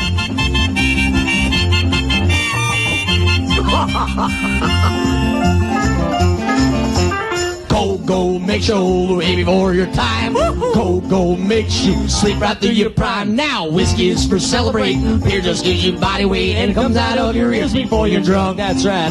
Well, drink it by the six-pack. All right, I had enough. What else is in the news? Well, you know, the Tiger Woods story continues to command a lot of attention. Did you see that in one of the football games this week, I think it was the Sunday's Texans-Jaguars game in Jacksonville, they had a blonde woman chasing a guy in a tiger suit with a giant golf club. I like that. That's fun. So, you know, they are the brunt of many jokes. Right. Meanwhile, Rachel Ucketel is saying that she is not a whore or a tramp or a gold digger or a homewrecker. And what is she? Wishes people would stop calling her that. Let's fuck some hoes! I ain't saying she's a gold digger, but I don't see her messing with no broke guys. Right. She says, I make mistakes, but I'm not any of those things. I have very good qualities. When you're judged by the nation, it's really difficult. It's horrible, she says. Right. So she's being judged by the nation. She's being very quiet. She pulled out of a planned press conference last Thursday after having first denied that she had any kind of relationship with Tiger. I guess it's now been confirmed that she was one of Tiger's paramours. And there are some reports that she also got him other women. I feel the worst for her because she was the first broad where everyone paid attention with the Tiger Woods thing, and then all of a sudden, within a week, no one. She's just one of millions. But she's still the hottest so far. Yeah, but you know, Well, she's I think she still was banking on a major career out of this with reality show, Playboy, the whole thing. I mean, you could tell she likes the spotlight. Right. You see that she's still trying to make everyone remember that if there was an argument going on in that house that night, it was about her. I mean, she couldn't wait. She's the most important one. Right. And she couldn't wait to get out to L.A. to get a fancy lawyer. Yeah. I mean, my God, the story was barely new and she was already out in L.A. Meanwhile, more women are coming forward. In the paper today, they say Jamie Jungers, who is 26, used the scads of money she got from Tiger Woods to enhance her already striking looks. Life and Style magazine reports in its new issue on newsstands today that Tiger gave Jamie thousands of dollars. And she did the responsible thing with it. She got titties. She took the money and got liposuction on her thighs. Okay. Well, then she's, at least she used it for something good. Like, I hate people who just save the money and... See, Vegas seems to be his downfall. Vegas. A lot of these women he met in Vegas. That's his kryptonite. Vegas. Yeah, Vegas is tough. And you know what happens in Vegas is supposed to stay in Vegas. Not in this case. Not doing that this time. Oh, no. It's never happened with me. What happens in Vegas with me drags out like toilet paper on your fucking shoe. Jungers and Woods met back in 2005 and supposedly cavorted without the knowledge of his wife for more than a year. And at the same time, she was engaged. So she had a boyfriend, but she'd get together with Tiger, I guess, whenever he'd be in town. But Junger wasn't the only woman he'd pay in cash to play. Tiger also forked over cash to get service by a porn star, and some other reports that are out today. The website Deadspin.com claimed the adult film vixen Veronica Seawick Daniels, known to her fans as Jocelyn James, considers herself a full-time mistress of Woods after years of servicing his ravenous sexual needs. Wow. That's one hungry tiger. Yeah, she says that she liked to talk to her friends, or the report says she liked to talk to her friends about the freaky crap Tiger did in bed. But they don't detail what that was here. I fucked Tiger with my foot last night, girls. God only knows what could they be doing, you know? Oh. Who knows? I don't know. Girls, you should have seen what I did to Tiger last night. It's not known how many women he gave money to, but he has plenty of bucks to spare, of course. What could he have been doing that's so wild? Really? Girls, hello? I'm calling you from inside Tiger's ass. I'm still in there, yeah. Yes, my cell phone works inside Tiger's ass. I birdied his asshole. Yeah, I'm here. Yeah, he's playing golf right now, and I'm inside his asshole. Deadspin.com also reports that Rachel Ucketel, the first woman revealed, worked for Tiger the minute he got off the plane whenever he was in town. From dinner to photos to nightclubs to drugs to girls. Whatever he wants, according to another VIP concierge. Drugs. Ucketel canceled that press conference, as I said. But they said one of the things Tiger would sometimes like, you know, the kind of VIP service he would like at night spots and other places, was to have a bevy of girls that had a certain look that would be flown in, especially for his nights on the town, I guess. I'm sticking another golf club up Tiger's ass. Right now, girls. And we're at the VIP. Yes, we're behind the velvet ropes. Yes. That's right. I'm in a special section with Tiger. Yes. Thank you. I'm the one with her face in his tank. Can you see me?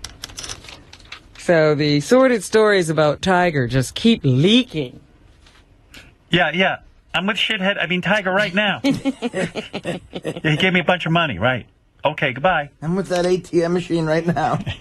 And meanwhile, the craziness at the Woods home continues. That 2 a.m. phone call to 911 yesterday was because of his mother-in-law. Right. She apparently collapsed in their home, and Ellen had to call 911 once again. Right. So we'll have to see what happens at the Woods home today. Also, sponsors are beginning to get jittery. Gatorade has now announced that they will drop their Tiger Woods drink. Man. Right. It was crappy anyway. They figured they'd make a crappy drink and put Tiger's name on it, see if we buy into it. Right. Thank God the American public once in a while gets together and says, no way. Hey, look, there's the Tiger Woods drink from the same shitheads who make Gatorade or whatever it is. I don't know. Who makes that? Gatorade. Oh. Yeah. I drink Gatorade sometimes. But it's Focus. It's not Gatorade. That Tiger Woods drink was called Gatorade Tiger Focus. Yeah, I'm not getting that. I'm buying into that. He's got enough money. Yeah, Fuck you. I'll drink regular Gatorade. Tiger Focus. Yeah, I don't know what it had in it. But got horse semen in it. Some sponsors, such as Nike, have strongly stood by Woods. Others, such as AT&T, have remained largely silent about their current and future relationship with the world's #1 golfer. AT&T signed a deal this year to put its logo on Woods golf bags and is the primary sponsor of his AT&T National Golf Tournament. Yeah, what is the difference between, seriously, I mean, I know it doesn't have horse semen, but what is the difference between Tiger Enhanced Gatorade and Gatorade? I mean, what could really be the secret ingredient? I mean, it's so insulting. I mean, it's unbelievable. It's got Tiger's eyes on the label. Hi, this is the girl inside Tiger's asshole. I should get endorsement money just for living in here. I mean, Tiger can't be without a woman for 5 minutes. He should have a woman living in his ass. Really? Yeah, then he'd always have a woman with him. Well, there's always, I can't get a date for tonight. There's always the girl in my ass. Yeah. Corporate sponsors, they say, typically lay low when an endorser who is an athlete or celebrity becomes embroiled in scandal. Right, that's the move. That's what they're doing right now with the Tiger Man. Right. What else, Robin? Crooked politicians, shady businessmen, and randy sports icons all start out with a similar corrupt impulse, and it's destroying the country. That's the gist of a heartfelt speech by a top FBI special agent in South Florida to some South Florida business leaders. John Gillis works out of the FBI's Miami office, chasing crooks in Florida, Latin America, and the Caribbean. He told the West Boca Chamber of Commerce on Tuesday that kids look to sports stars like Tiger Woods and get the message that cheating is okay. Gillis carefully pointed out that he wasn't accusing the embattled golf pro of being a criminal. Gillis went on to call corruption, whether by bad cops or judges or by tax cheats and Ponzi schemers, quote, our number one criminal threat. He added, quote, it's really getting at the soul and the fabric of the United States when people are out there corrupting. It all starts with simple ethics violations. Right. So finally someone's saying it. Good. The Kennedy family is making a statement in support of last night's in support of the candidate who last night won the primary to replace Senator Ted Kennedy in the Senate. And no one can replace me. Attorney General Martha Coakley's victory over three rivals in the Democratic U.S. Senate primary means that she will now face a Republican, Senator Scott Brown, and he's a state senator in Massachusetts, in the race to replace Senator Ted. This is the girl who sleeps in Tiger Woods' ass. Can you tell Tiger his mother-in-law is passed out on the floor? I saw it when he squatted over the toilet. Well, bad news for Big Mac, the supersized recession that is... I want a girl in my ass. that is gripping the nation has caught up with McDonald's. I guess high unemployment is cutting into their sales. Wow. The world's largest burger chain is still faring better than its competitors, who have increasingly pushed value menus and discounts of their own. The chain's fortunes likely won't improve unless the U.S. economy does. So the economy taking a bite out of McDonald's for the first time in a long time. Right. You mentioned this before. The New York has two teachers who were found in a compromising position by a janitor at school while the students were at an assembly. Two chicks getting it on. Two teachers who are female teacher types. Yeah, really? Two female romance language instructors. And they're hot. They were tossed out of their Brooklyn high school after being caught undressed in an empty classroom. Gee, it's just intoxicating. Shit. I can't even tell you how hot that is. The mind just goes with that. Oh, my God. Oh, if I could see that. If I was a janitor. If only I could have been a janitor. They have all the fun. The White House gate crashers plan to plead the Fifth Amendment if they are subpoenaed to appear on Capitol Hill about their security breach. I guess they can't prove that they were on the list. Right. The reality TV hopefuls Mikhail and Tariq Salahi said through their lawyer yesterday that the House Homeland Security Committee has drawn premature conclusions about the incident when they got into a state dinner without being on the approved guest list. The committee plans to vote today to subpoena the couple to testify. Right. So they don't want to talk. Don't know why. And Roman Polanski and some nude pics of him and his wife Sharon Tate. Somebody was selling that. The picture sold for $11,250 at auction in Rockefeller Center. So somebody cares about having Roman Polanski's picture. Ugh. Yeah. Why'd you want that in your house? I don't know. The Jacksons are premiering their new reality show on Sunday night on A&E. While promoting the show on CNN's Larry King Live last night, they also talked about their brother Michael's death. Of course they did. They admit their father Joe... What else are they going to talk about? No one cares about them. They admit their father Joe may have spoken too soon about the matter, but agree there should be an investigation. 1-1. There's an ongoing investigation and ongoing investigation until they know exactly what took place. But yes, because I strongly feel that some of these doctors just do things, for themselves. The Jackson brothers say LaToya may have also spoken too soon with her appearance on ABC's The View in September when she talked about how she thought no charges murdered. Jermaine says that Dr. Conrad Murray needs to be charged with a crime, however. No charges and to take our brother's life and one of the biggest names in the world, and he can go, who is he going to practice on?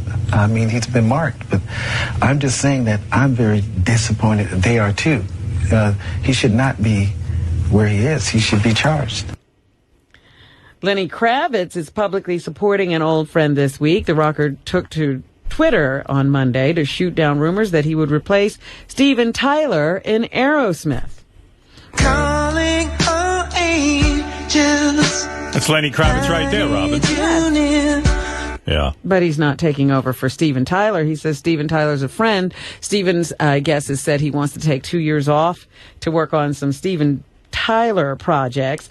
And the How old boys is in Steven Aerosmith, Tyler? 61. Yeah, wait, he's got 2 years in him? The boys in Aerosmith want to keep going. Right. So I guess there's been some word floating around that Lenny Kravitz would replace Steven, but he says no, he and Steven are good friends. Tyler's a family friend. What about Gary? He could take over. Could ever take the place. Why can't Gary go in for Steven Tyler? Well, that's a possibility. Nobody brought that up. Gary, can you take over for Steven Tyler? Well, I don't know. I might have to do some ab work. No. Might have to get myself more in shape. I do like music. I know music. I know music. I was on Music Jeopardy. You might have heard me doing my MTV audition. That's what? Bustier Gaultier. Bootsier. Bootsier. Bootsier. What's words I never heard of? Bootsier. Yep. What else?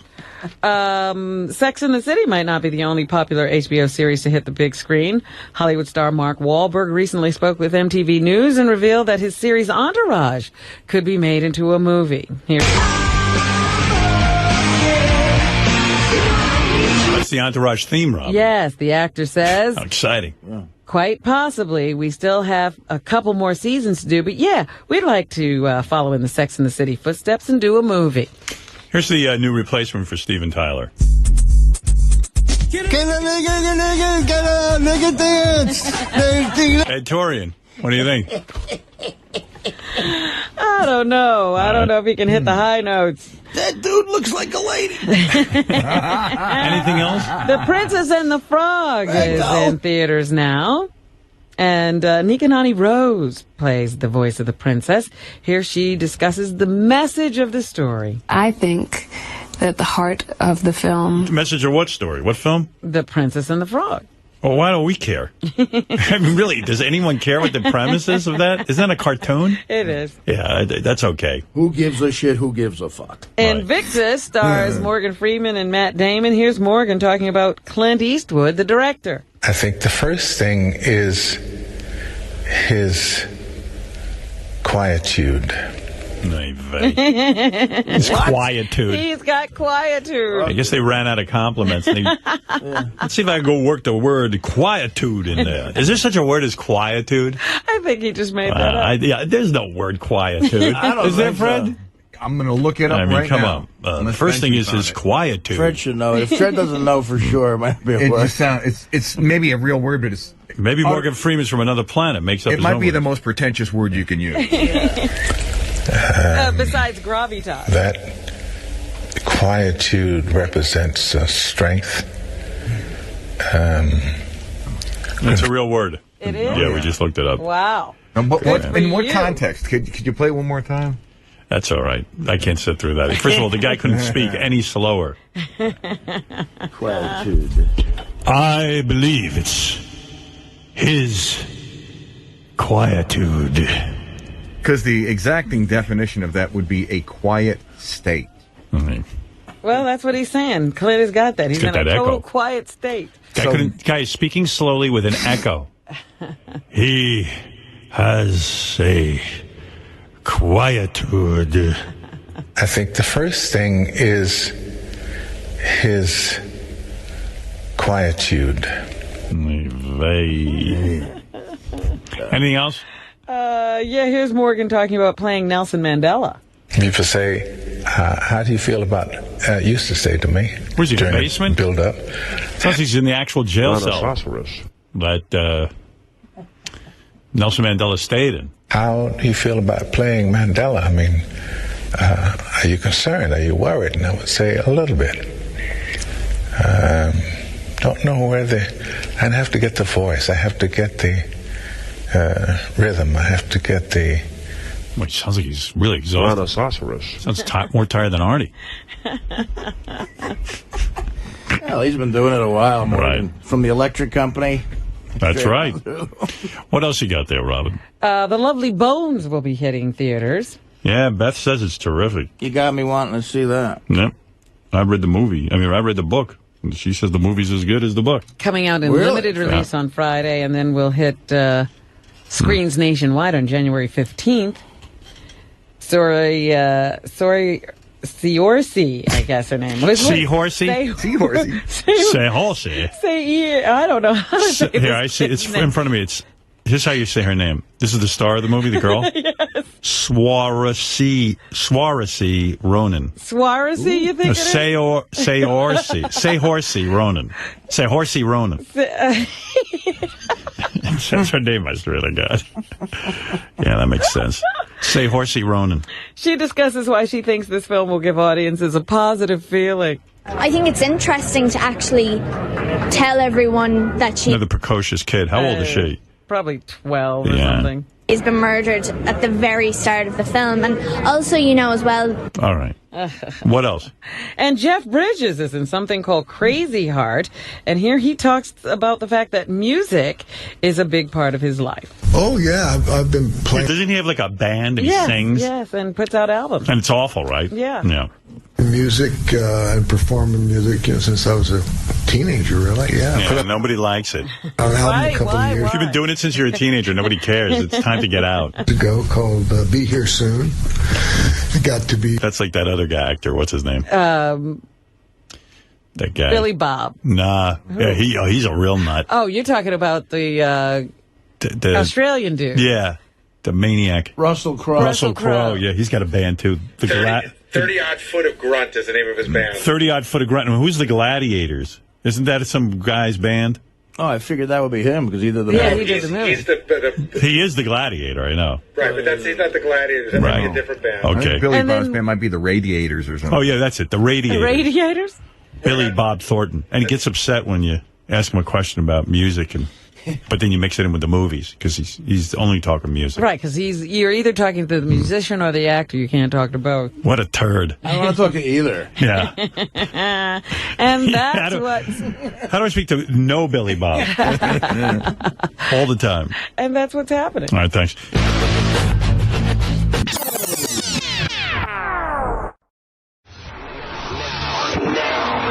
The Howard Stern Show ends, and the wrap-up show begins. Welcome to the wrap-up show. The wrap-up show. A recap and behind-the-scenes look at the Stern Show. Call in 888-STERN-100. The wrap-up show with John Hine and Gary Delabate. Wrap-up show. Good morning, everybody. Welcome to the wrap-up show. I'm John Hine, joined as always by Gary Delabate. Hello, hello. Who apparently will be succeeding Howard here in the after next year. Congratulations, Gary. Thank you. Thank you. You heard my tapes from MTV, so you know how good I am. I can imagine why I was not hired. Teddy's on the board. We'll take your calls, 888-STERN-100, 888-783-7610. Give us a call to talk about everything from today's show. Planning to talk about literally from beginning to end. The show began with Howard listening to a clip of Family Feud and him being included in the Being Rich Doesn't Help Your Looks list, and that always pisses Howard off. JD is here and medicated and happy, and Howard liked what he saw, I guess, but is still concerned about his future. We'll see if JD can take a moment out of his busy schedule to stop by. Jackie is upset with Richard Christie for pulling clips from The Wicked and his fine performance. I think he's also upset with the filmmaker. I think he's upset with everybody involved in it, and we'll see if we can find out more details there. At the end of the show, Howard went on a little bit of a rant about how he's being treated, and if Artie's going to be back, if Gary's going to be the new host, and plenty to speculate on there. Plus, will the farter stop by to trumpet out of his ass, but didn't bring a trumpet. But he is, as always, he delivers a good segment. But we should start off with the big guest today, who was 50 Cent. And 50 Cent, I don't think he expected to walk into what he walked into, Gary. No, but I think he loves it, because when the interview was over, one of the great things was I go in during the studio, I put the headphones away. At 50 Cent turned around, he goes, I love coming here. Every time I'm on the show, that's all everybody talks about. He goes, and I just love coming here. So whatever he walked into, I mean, nobody expects to walk into whatever. Listen, I didn't get up this morning and think I was going to be on the shit end of the last half hour of the show. Yeah, that's true. Now, you're saying he couldn't have known that the roll call was coming? Or that he'd be asked to cry. That's true, too. Yeah, Lisa was in there doing her headlines. And Lisa, if you're listening, you should come down, just me and Gary, and we'll be quiet. Oh, she's on a deadline, I see. Then we won't be quiet. But Lisa bet Howard $100 that 50 Cent would be very familiar with the roll call and know it. And, well, when it happened, it just wasn't there. Hit one, Ted. You want to do celebrity roll call with us? Celebrity roll call? I mean, let's try it. Do you know what roll call is? Do you know what it is? No, I don't know it. You mean you don't know roll call with Dre and Lisa? Lisa and Dre. I be hearing it, but I don't know if I want to do it. Where did you hear it? The segment. Where'd you hear it? Where? What radio? I don't know exactly what station it was on. I heard the roll call. He doesn't know it. I told you that, Lisa. Wow, tell me what the roll call All right, is. let me tell you what's going on. Okay. Lisa worked on a urban station. Urban means black. Hot 97? Yeah. Right. Hot 97. Yeah. So she's on in the morning, and she goes, she does roll call, this routine they did. So I said to her, nobody ever heard a roll call. She goes, oh, 50 Cent, 50 Cent will know roll call. It was very big. It was very, very big. I go, if he it wasn't grew up big. in this area, I he said, knows it. I said, if it was so big, then how come you guys were fired? Right? That's hip-hop for you. So she was complete. That's hip-hop for you. She Radio, keeps saying that. Radio doesn't fire people who have... I'm telling you, it was crazy. We shouldn't have been let go. My favorite line of the day was Lisa saying, that's hip-hop for you. That got a huge laugh in the back office. I don't know how you did in your car, but the whole back office just fell out of their chairs. Now, do you think Lisa is crestfallen, or does she still believe in how successful her show was? She still believes in how successful it was. 50 Cent was just one of those people who just didn't get it. By the way, I love... 50 Cent comes here because you never know what you're going to throw at him. So Howard goes, do you know what the roll call is? So you can see he's like disoriented. He doesn't want to commit to anything. And he goes, I don't know if I want to do the roll call, like because he doesn't know what he's saying yes or no to. That's how much he didn't know what it was. Do you think this kind of ruined 50 Cent's credibility, though? Oh, yeah, no street cred, not knowing a roll call. Yeah, he can just hop in. But, you know, he's not used to being a caller because he was put in the caller role. Yeah. So that might have thrown him a little bit. But afterwards, Robin pointed out that he went up to Lisa and said, oh, I remembered it. Don't worry about it. But a lot of people felt that he was just trying to be nice. Yeah, I mean, he's a good guy, and he doesn't want to make it, you know, I think he saw that he made her feel bad and stuff, but I don't know. I felt bad for Lisa because she was so excited to do this today. You know, that 50 Cent was coming, and it was kind of her moment to shine, and it just didn't happen for her. She's going to make it up on Snoop next week, I'm telling you. You think Snoop will be aware of it? Oh, West Coast, he must have certainly heard of it all the way out there. Not the Baker brothers or the Baker boys? No, I'm telling you that Lisa and Dr. Dre and Ed, it reverberated out to L.A., and Snoop will know. You know, the whole thing about how big she was or wasn't, I know she had a respectable career, but we should look that up. Well, no, we did look it up. They had some ratings that, listen, they had some decent ratings for a period of time. They were on the air, and as Lisa said, we were big in our demo. And Lisa was an important part of that show. Right. But were they big when they got dumped? I can't answer that. I never paid attention to morning radio. For our radar, it was always, you know, the all-news station, Z100, and PLJ was what we had to deal with. Those were the stations that were always right there. It wasn't a factor for us. But didn't they go on to do Yo MTV Raps? No, she said they did Yo MTV Raps first. That's how they got hired to do radio. Then they went out to Power 105, I think, in L.A., Although I thought they were here. But Lisa knows the history more than I do. She said they asked her to join them in L.A., but she decided not to go. Well, again, Lisa, wish you were down here, but so we don't want to speculate on history. I mean, to me, this is kind of interesting. So that was around 93 or so? I don't know. Yeah, I don't remember. Like, what did Lisa do between 93 and, like, 2000, whenever we came here, 5, 6? She can answer that question. I really don't know, Benj. I don't know. We could speculate. She did a roll call. She was. She did a roll call. Called her at home or something? With her mailman. All right. Moving on with 50 Cent. So he spoke about a couple of things which I thought were pretty revealing. One was the need to carry he didn't have it on him today, but to carry $25,000 in cash. And he said it just reminds him that he's got money. It's sort of a pride thing. And Howard reacted immediately with, well, that's just not me. I would never wear a $300,000 watch. It's just not my style. Did he feel that 50 Cent was disrespectful of money in a way? I don't know. I mean, you know how Howard is. Howard appreciates money, and so he treats it a different way than people. I think he treats it a different way than people expect him to because they know he's got a lot of it. But we used to joke around. You play poker with Howard, and Howard might win $500, and that means something to him. He enjoys, even though. He probably made $500 in interest while we were talking. He respects the value of a dollar. But later on in the show, he talked about what's going on in his apartment and $9,000 to hang a TV and $60,000 for shower glass. But he didn't do it. That's the whole point. I understand, but that's crazy. I mean, those kinds of numbers. Yeah, I mean, he started to explain it to us a little bit after we got off about how they were going to have to take some wallpaper down. But even so, it still sounded like a lot of money. Cyrus, you're on the wrap-up show. Hello. Hey, Cyrus. How you doing, man? I'm all right. Gary. Yes. How serious do you think Howard was at the end of the show? About which part? About actually not renewing the contract and you having your own show. And also, this is the second part of the question. If you did have an old show, would you go with Techno Beaver or Baba Booey or your name? Listen, let's start. I'm going to work my way backwards. Okay. I was not offered my own show. I had a conversation with somebody that I then repeated to somebody in the office that was somehow misinterpreted and put up to Howard, but I was not offered my own show. That's number one. Number two, if I was ever offered the opportunity to replace Howard, I would never even consider it, and I can prove that because I already was offered it once, and I turned it down. They offered Artie and I.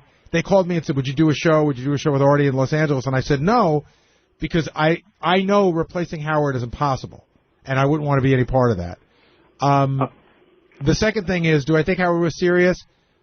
I don't know if he was serious, but I do know he was irritated. And when he gets irritated, he speaks his mind. And I think he was pissed off. Do I think that because of what he said today that he won't resign? I don't think so. But I think that what he said today, he really felt. Can I ask another question? If he doesn't resign, do the channels keep going on? I don't know the answer to that for sure, but I think not. My gut tells me that they don't. I think Howard put himself in a position not to ever give the show away again. So I would think that they can't use his name without his permission. How about the wrap-up show? But what will we wrap up? Not a lot happened. Benji couldn't decide. We did the roll call. Exactly. With Lisa. All right, Cyrus, thanks for calling in as always. Thank you. All right.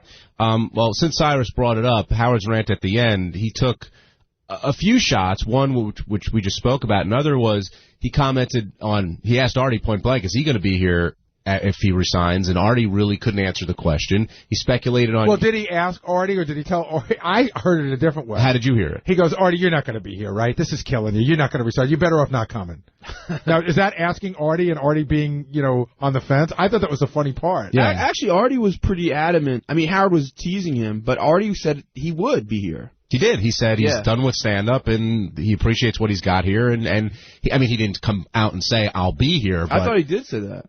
Maybe I didn't catch that, but again, it's just out there. But there's that tension when Howard starts this of, we know he's kidding, but maybe he isn't, and how much does he mean, how much doesn't he mean? And then, Gary, all of this ended up being your fault. I know. And I mean, listen, it's funny, but I'm sitting there, and you just sort of wait for it to blow over, and it's not blowing over. Now they're pulling out the old MTV clips. They're playing the song parodies. He's doing my voice, and I was like, well, what did I do? I didn't say anything. It's not my fault they're not giving you the big contract you deserve. And then he said, yeah, Gary, I'm being nice to you right now. Well, he goes, no, I'm kidding. I'm like, oh, I understand. So there's no truth to the rumor that you're getting Ralph to design a logo for you? No truth at all. Right. Ralph, is there any truth to that rumor? No, but I could start on right away. But, there has been rumblings about Geek Time replacing Howard. Yeah, rumblings from you. First of all, I would never hire Ralph to do the logo because I need it before January 1 of 2011. Well, I thought the show wasn't on until 2014. I can get started and have it done by then. And now, where did you hear these rumblings about Geek Time? From myself, inside my head. I'm crazy. Yes. What did you really want to call that? I saw you have something. Saturday, 2 to 4. All right. Saturday, new show. I hate to be the one always defending Lisa G, but I knew of that roll call, and I didn't even listen to that show. I mean, Ed, Lisa, and Dre was like a thing in New York. I mean, I don't know why you guys are always kind of shitting on her, kind of demeaning and saying, she's full of herself or something. That's what you're implying. Well, because no one here had ever heard of the roll call. Maybe, okay, we work in radio, so we don't listen to other shows. But then there's people who weren't working in radio that were around then that never heard of it. I think because you know it. I never even listened to Hot 97. I just knew of them, whether it was like in a press or in a billboard. Oh, no, I knew, Ralph, I knew they existed. Right. I knew they were on the air, but I didn't know did you know specifically about the roll call? Well, yeah. I mean, I was familiar with it. When you guys started goofing on it and doing it, I knew exactly what it was. You know what I mean? Yeah, so, I didn't know what it was. I don't know how that leaked into my brain, but it was a thing. Even Steve said it, Steve the Brandano. Oh, really? But he grew up in Boston. Well, Steve, see how far it reaches? Steve, you heard the roll call? I said not the roll call, but the fact that you guys think that, or make it sound like everybody only listened, kids in urban and black people listen to Hot 97. We get Puff that. Daddy raps about. So how would they not know the morning show? We're saying that Lisa made it sound like it was universally known. We're not saying no one ever heard of it. Lisa made it sound like it was a universal thing that if you go to anybody and mention the roll call, they would know it, and that it was so popular, so well known, that she got so many requests that she had to put it up on her webpage because people were clamoring for it. From her fans. That's what she said. Fans of Hot 97. Well, again, Gary, I heard that when she said that, and she didn't say I'm getting inundated requests. No, she did. She just said people even asked me about it on the website. So that she didn't get specific. No, she did. She started by coming to me first and asking me if I wanted it for our website, and then she posted a note on her. You've all been waiting for it. Here it is. Lisa's walking over with a big black dude right now. Uh-oh. He's going to kick your ass. I'm not afraid of him. Well, no, maybe, Lisa should defend herself and... We're not saying that Lisa was nobody. We're saying Lisa wants us to believe that the show that she was on was as big as Howard, and it's not. That's how she found an authentic black that can verify that. That's how it is in her mind. All right, Ralph, hold on. Lisa, glad you're here. Come on over. She's got a black to defend. Come on over with the random black guy that you found who obviously has heard your show before. Gary, I'm the random black guy like you haven't seen me before. I've seen you plenty of times before, but I'm saying she went to go look for a guy who knows the show. Look for a guy that knows the show. I'm Stanley T. What's going on? I'm on the morning mashup on Hits 1 and 20 on 20. All right. So MoreMashup.com. Whoa. So Lisa's here with Stanley T. And Lisa, I don't know if you heard what we've been talking about earlier. Okay. Well, I think because you guys are in your Howard world, and I understand that because you did dominate the city. Say it. In black radio and urban radio, they were the shit. You have no idea the power of Ed, Dre, and Lisa G. Everybody knew the roll call. And let me call 50 out. I love him to death. But rappers got to prepare their raps. You follow what I'm saying? He was unprepared. That's why he didn't say anything. He was unprepared because he didn't know what it was we were asking him to do. I disagree with that because you can't be in New York City and not know what the roll call was about. So I beg to differ. Maybe he didn't know what it was about. I think maybe you would explain it a little bit better. I didn't hear it, so I don't want 50 to shoot me. Don't shoot me, 50. No. But Stanley, it was really powerful, Gary. I bet it was, but the discussion was this. Lisa said it was so big that anybody in New York, who was into urban knew it. So we said, okay, 50 Cent's coming in. He grew up in New York. We're going to say 50. Do you know what the roll call is? And the expectation he would go, of course I know what the roll call is. And then we were going to. Yeah, I was really surprised, Stanley. I thought maybe he didn't come on the scene until like 2002-ish, right? Right. So that's I don't know. Mr. T, what year was the roll call? The roll call was like maybe, I don't know, 1992, 3, 4, 5, 6, 96-ish was really. Okay, so 96. It was popping by 97. It was. So what age group would know it in 96? Well, whoever, if you were 18 in 96, yeah, that'd be about right. So 18 to 96. If you so you're about 32 now. Mm-hmm. Yeah. So if we asked like 100 32-year-old like black kids or black 32-year-olds now that lived in New York, what percentage? It wasn't just black kids. Urban kids. It was suburban kids. Okay, it was suburban kids. If we asked 100, it was the number if we one. asked 100 suburban 32-year-old kids. I mean, 32-year-olds. How many would know it now? You're being silly. I just said that I didn't even listen to that, and I knew about it. I'm just saying, what call. percentage? I'm not being challenging. I'm just saying, what percentage you think would know about it? Being silly. 85. Okay. The caller right here, I don't know who this guy is on the phone. What's going on, Ralph? What's happening? Ralph Sorella. What's up, Ralph? Oh, is that the curly head cat? Yeah. Hey, what's up, Ralph? What's up, man? What's up? He knows about it. You follow what I'm saying? Everybody knew about this thing. Stanley, Ralph's a very influential caller, and he has very strong opinions, but he's one guy. I mean, just because Ralph knows it doesn't mean... That's like saying, well, 50 Cent didn't know it, so nobody knew it. You can't be that Stanley, 50 Cent might have been locked up at that time and didn't even hear it. Hey, you know 50 Cent's background, for real. And Stanley, we're not saying that nobody knew the roll call. That's not what we're saying. We're not saying, oh, my God, Lisa, you're out of your mind. No one heard the roll call. We're saying... that maybe it's more popular to you than you think it is because Lisa would have you believe that everybody knows the roll call, and everybody doesn't. Well, no, I think Howard was trying to say that I'm crazy because it wasn't popular, and I'm delusional how popular it was, and it was very popular. It's just that I don't know what happened with 50 Cent. He didn't know it. What can I say? I'm kind of shocked myself. I would have bet $100 with Lisa that 50 knew about it. Then you'd both be out 100. Yeah, you'd both be out 100. I'm shocked you heard what I said to him. I said, are you a rap artist? Did you hear me at the end? How could you not know that? I was a little shocked. You know what I mean? I'm kind of shocked about At least, how pumped up were you today that 50 was coming in? I was very excited. I really was. But Lisa, you get what you just said is to me is funny because that's where Howard's sort of beating on you a little bit. You can't believe that a rap artist doesn't know the roll call, and we're saying maybe it's more popular than you think.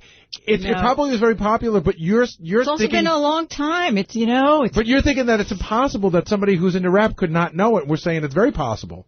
That's into rap. I mean, it all depends what time, what year that person was on the scene. Like a Jay-Z, I would think you would know the roll call. I mean, like if you had Jay-Z up here, he would know the roll call. I mean, we're talking about, this is the time of Biggie, this is the time of Tupac, this is the time of Diddy doing hit after hit after hit. How could you not know the roll call? Come on. Hot 97 at that particular time was the only station playing this stuff. There was no Power 106 or whatever it is. You know what I'm saying? No 103, whatever. Or whatever. It wasn't none of that. It was just Hot 97. All the rappers used to rap about it. How you rapping about... Listen, how many raps did the rappers do with the Hot 97 shout out in it? You know what I mean? Kiss FM or whatever, but more Hot 97. How you shouting it out and you don't hear the roll call? Believe me, it wasn't Angie Martinez. I love her to death. They were listening to Ed, Lisa, and Dre. Y'all guys are not realizing the props.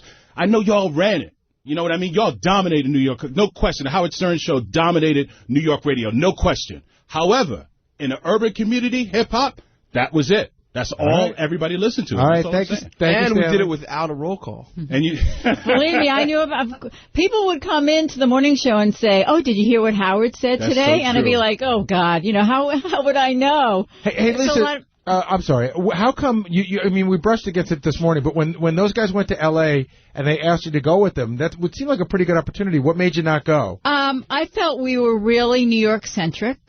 I wasn't feeling it. I didn't want to uproot myself from my family and friends and everything that I had here. I'd been on the radio longer than Ed and Dre. To move out there for a maybe without a really big, substantial contract, a guarantee. And sure enough, they moved out there, and I think it was within 2 months, the radio station flipped formats, and they legally had to be off the air for a year. So what did you end up doing after that? I went to WOR radio. I was there for 3 years, and then Ed and Dre, we started talking again, and we felt the timing was right to get back together, and that's when I went to Power 105. Oh, so you were at Power 105 with them here? Yes, we launched Power 105, yes. Oh, so somebody was saying that you weren't on with them. You were here, yes. And how long did you... I was there just a year. I had a year contract, and then I went out on my own. And the obvious question is, did you do the roll call at Power 105? Yes, we did. I think for a little bit, but, times had changed. Yeah, it wasn't the same. Did you do the roll call with Bob Grant on WOR? So, Lisa, even though things turned out the way they did part of you regret not going to L.A. and giving it that shot? No. Nope. No. Definitely the right decision for you. Yes. And if you had that guarantee, though, would you have gone? Yes. Even though you're a big time New York City person, Yeah. No, I probably, I never look back and go, what ifs this, maybe what, so I really can't say, but I know at the time I felt I made the right decision. Yeah. So it was, it's a great part of, I think, radio history. I'm very proud of working there, and I'm glad we could bring hip-hop to the streets of New York, and that's something I feel I can walk away with my head held very proudly about that. I know you guys are killing me about it, but I'm very proud about it. So. All right. Well, thanks, Lee. Stanley, Okay. thank Thank you so much. Thank you, man. Appreciate it. Love It was fun, right? Yay. Lisa G, Morning Stanley mashup. T. Stanley G, morning mashup. Thanks, guys. All right, so Stanley backing up Lisa and Ralph. And Ralph. Hey, now. With the prominence of the roll call. So thanks, Ralphie. Bye now. Goodbye. Did it strike you odd that when Lisa walked in with Stanley, Stanley sort of had to plead her case? Well, I guess she was just looking for anybody who could attest to what. Yeah, the I power get of the it. roll call. I get it. She just wanted to, let people know that she's telling the truth. And did that sway you at all? No. I mean, I agree exactly with what she said, which was to a particular demographic, they were very big. But that I agree with. I think in the demo that they were looking for, and it wasn't just urban people too. That was the #1 station played at every lemon tree, every haircutting place in the tri-state area. And I've said it before, but we were huge. But you ask a lot of people what a whack packer is, and they won't know. That's true. I agree. People don't know what a whack packer is unless you listen to the show every day. Steven in Detroit, you're on the wrap-up show. Good morning. I'm proud of Lisa for standing up to Gary and put him in his place. I think Lisa should take him to one of the urban clubs and show her how popular she was so Gary can finally get off her case. I'm not the one who's on her case. It's Howard's the one that's on. I'm just sort of, defending him. But, I mean, he's the one that's really giving her the shit. Why don't you take Howard to... Why don't you take Howard to... Show, you would spend a lot of time just bashing her on it and getting Sal and the rest of the group on her and hollering at her, saying that she's wrong, and now she's got Stanley to prove her worth and saying that she is who she was. Hey, by the way, Stanley's not the be-all, end-all. He's one guy. Yeah, but he's African-American. How many other African-Americans are in that studio? Well, 50 Cent today said he didn't know what it was. Yeah, so now it's 1-to-1. But I'm proud of her for proving a point, and maybe you can move on to her issue now. All right. All right, thank you, Steven. Let's go to Tom in Tempe. Tom, you're on the wrap-up show. Roll call, schmo call, back in the day. Yeah, back in the day in high school, I had hair. Big deal. Baba Booey. Yes. I love you, man. What is up with Howard just reaming your ass the last couple of days? I agree. I think I've been taking a bit of a beating the last week and a half or so. It's, peaks and valleys here, man. Peaks and valleys. Is it your turn? Is these wheels fun? It just is. Sometimes you just get a vibe. Even when I'm in the studio, I get, this week and last week, I get a vibe that I'm annoying him. How so? I can't explain it. I go to tell him where stuff is on a page, and he's like, it's just, and I don't know that I'm annoying him. He could just be annoyed, and I happen to be there, and so maybe... So he could focus his annoyance on you, even though you may not be the one he's annoyed with. Right, he could be irritated, but, he's having... The apartment's giving him a headache, he's not getting the sleep he needs, and, I'm the one who talks to him the most during the morning off the air. But, yeah, I feel he's been busting my balls a little extra this week. Have you noticed that at all, Benji? Well, I've felt that vibe about me since 2000. It's been valley and valley and valley. No peaks. But, yeah, I guess it was for Gary this week. It's been the mail. It was today about the Gary show. It was yesterday when I came in to read the Tiger Woods thing, and he made fun of that I was eating and that I couldn't pronounce. And then there was one other small thing. So yeah, Yeah, you've been taking a verbal beating, man. You're not in the valley. You're in the Grand Canyon, buddy. Oh, what are you kidding me? I'm standing on a very small mountain. This is nothing.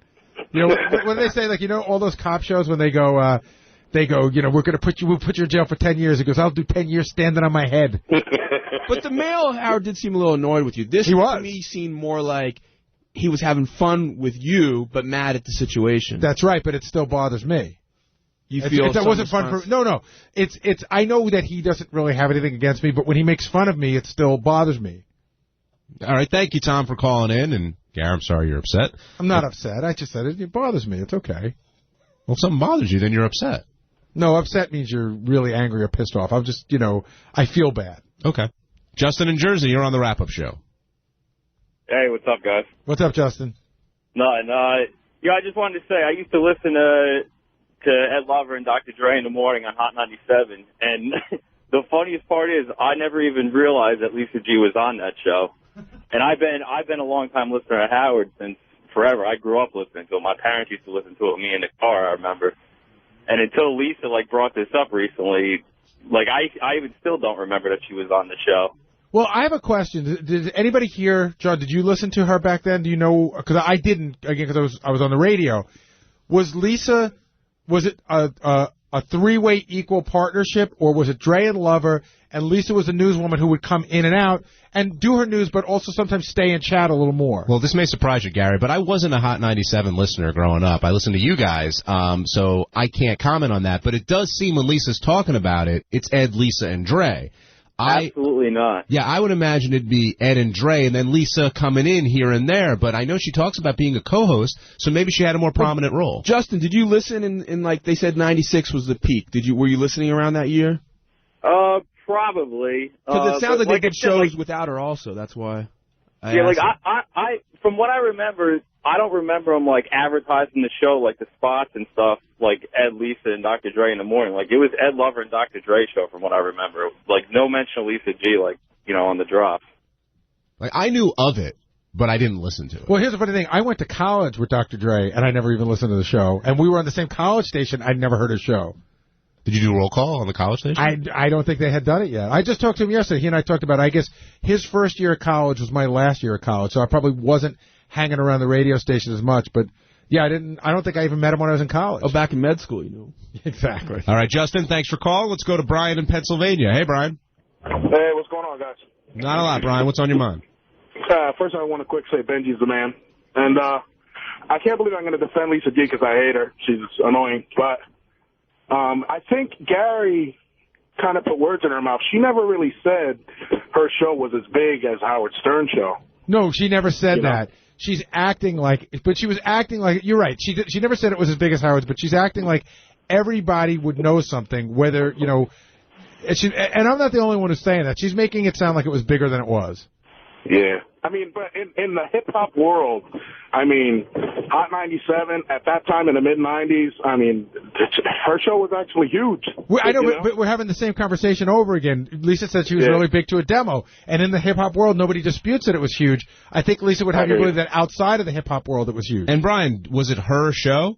Nah, it was Ed and Dre. She didn't talk that much. But did you know of her back then? Yes. All right. And did you know the roll call? And I knew of the roll call, yeah. Okay. I heard it. All right, so there's another... Thanks, Brian. And you're black? There's another listener saying Is that... he black? Yes. I don't know. I didn't ask him. But he's gone. Alphonse, you're on the wrap-up show. Hey, how are you guys? Good. How you doing? Good, thanks. Hey, I just wanted to call in because I listened to Ed, Lisa, and Dre going to work every morning when I was home from school in college. But I was a Howard listener, but I used to switch over to the roll call every day at 7:20. So I think I have a pretty good perspective on both shows. Lisa was definitely a prominent part of that show, and the roll call was huge. As the TJ said, who walked in before Stanley P or whatever, we were talking about a time in hip-hop that was the best of all times.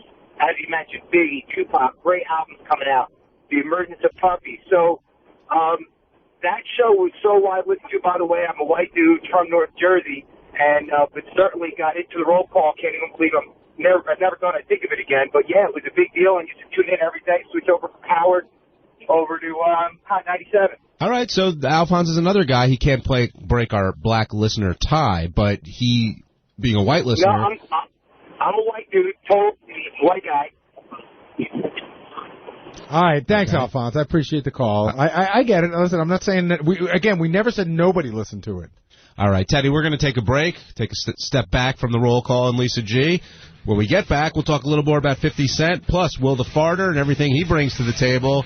And how does everyone all around the office feel when Howard talks about not being here after next year? Farter, who Howard feels is one of the most talented guests to ever walk into the studio, Garrett. Yeah, but I'm not sure why. Will's talented farter, don't get me wrong, but I think Will's real talent is being unprepared. Yeah. That's what makes me love him, and because he's just so goddamn sincere about it. He's like, yeah, well, I left my trumpet because my wife packed it, and I have a kazoo that I fart in. A kazoo, I should say. A kazoo, he called it.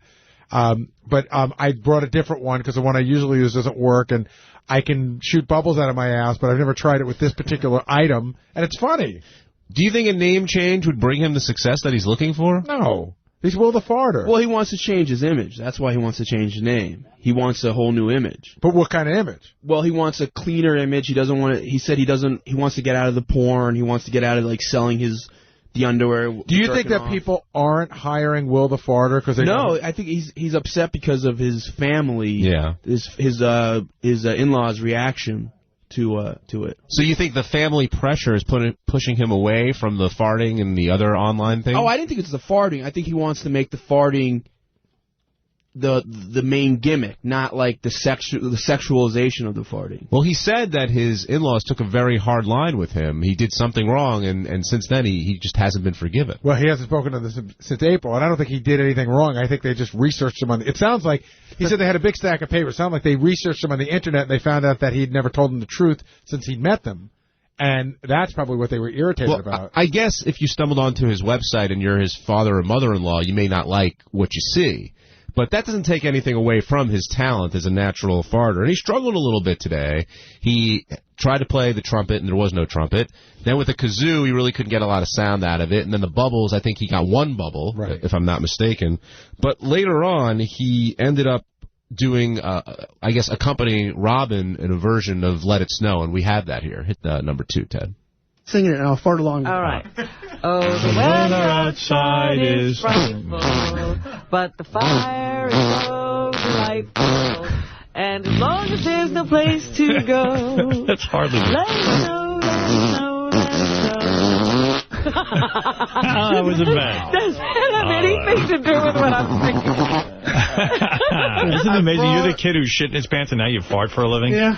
I mean, he wasn't really accompanying Robin. Robin sang and he farted behind her, and it was entertaining. I like that flourish at the end. Right. I thought it really brought the song home. And Robin taking her singing very seriously. Yes.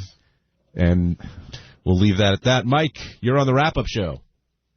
Hello. Hi, Mike. How you doing? Good. How are you? Doing all right. What's on your mind, my friend?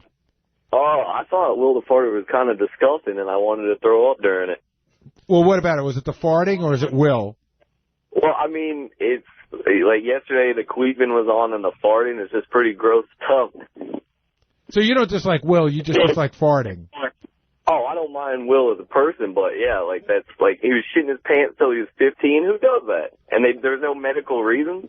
Apparently Will does. That's tough. That was like interesting and tough, you know? Like can you imagine that growing like let's say it's a real thing that you can't control your bowel movements growing up. How tough that would be. I didn't get to hear everything. So this is going on for years and years and years. And what did his family do to look into it? Well, it sounded like he said suddenly he had a kidney infection and that solved it. Right, but I mean, if your kid was shitting his mom got mad at him. He said his mom would punish him for it. It sounded like I wasn't 100% focused in. I lost a little focus during part of that, but I think he said. That his mom used to punish him. He would come home from school and have shitty pants, and his mom would be mad at him about it. How bad did it smell in there today? Maybe it's psychological. I thought towards the end, because I was several feet away from him. Will the non-farter, or Will the producer, said he got real disgusted by it. Like he got some in his face. Zach in Massachusetts, you're on the wrap-up show. Hey guys, hey Gary, Howard, I think it's bullshit the way he treats you about looking at life past him when he retires. Earlier this week, he gave you crap for looking at other production jobs, and now today, I mean, what's up with that, man? Yeah, that was the other thing he broke my balls about this week. He was like, Gary's going to have a great life after me. He's going to go produce other shows. But it's like, what am I supposed to do? Not try to look into the future? I don't know. It's a weird thing because I think that if Howard decides he doesn't want to do this anymore, that if every single person involved in the show goes on to success, it's only a reflection on him. Like, how great would it be? He's retired. Look at all the guys that work for me and look what they went on to. Do you think he feels that way, or do you think he would rather none of us be successful and say, look at them, without me, they're nothing? Which way do you think Howard feels? You're probably the best one to answer that question. I'd love to think that it's the first thing I said, that I'd love to think that our success only shows well on him. That not only is he a mastermind for picking the right people, but he taught them well. Almost like a head coach when their coaches go on and coach someplace else. The way they talk about Parcells, when they do the family tree for Parcells, how every one of those guys went on to great success, that to me makes you look at Parcells and go, God, did that guy know how to pick him? And he must have been a genius. Do you agree with that, Benji? That he'll be proud if we're like the best Domino's delivery guy, that Howard would take a lot of pride in that? Yes, I think he will. No, I think he wishes No, I do think Howard, I think if Howard says, hey, this is it, I think he would get a kick out of whatever success different guys from the show made. I think he definitely would. And do you guys think anybody would, let's assume that he does retire, would anybody stick around and try to do the show? I mean, Gary, you said you were offered it once and you said no, but like a Fred or a Robin or... I don't think so. I mean, I don't think any of the main guys would. I mean, I would stick around Sirius if they made me the right offer to do something, but to replace Howard it's a death sentence. It's just, I mean, to imagine like Howard's last show was on December 31st, and like Monday the 2nd, you plunk down the phone and you go, hey, it's the Gary show.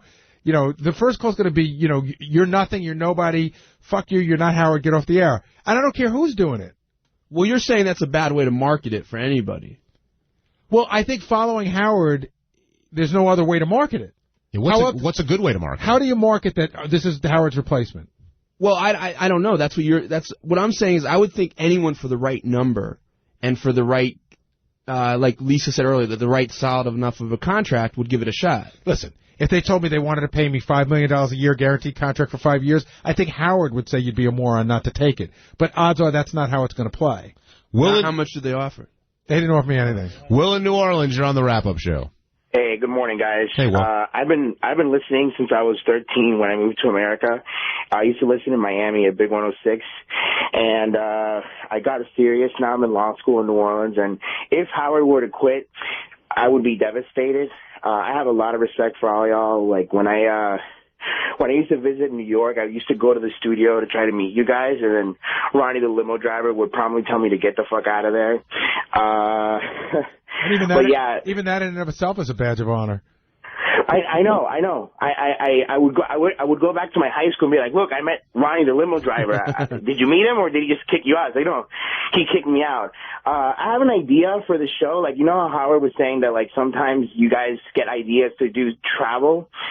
You guys might want to come down to New Orleans and maybe do a show from New Orleans during Mardi Gras. Mardi Gras lasts like a week. I think that might be interesting just because there's a lot of partying and stuff like that. And, New Orleans is a great community and we need all the advertising we can get. And I think that you guys might be able to make a good show out of coming down here. Yeah, that's come up before. We were there once during Mardi Gras, though. We were down there for NATPE. But it's really hard because you're leaving behind a lot of stuff. And how much can you talk to naked drunk chicks and naked drunk guys?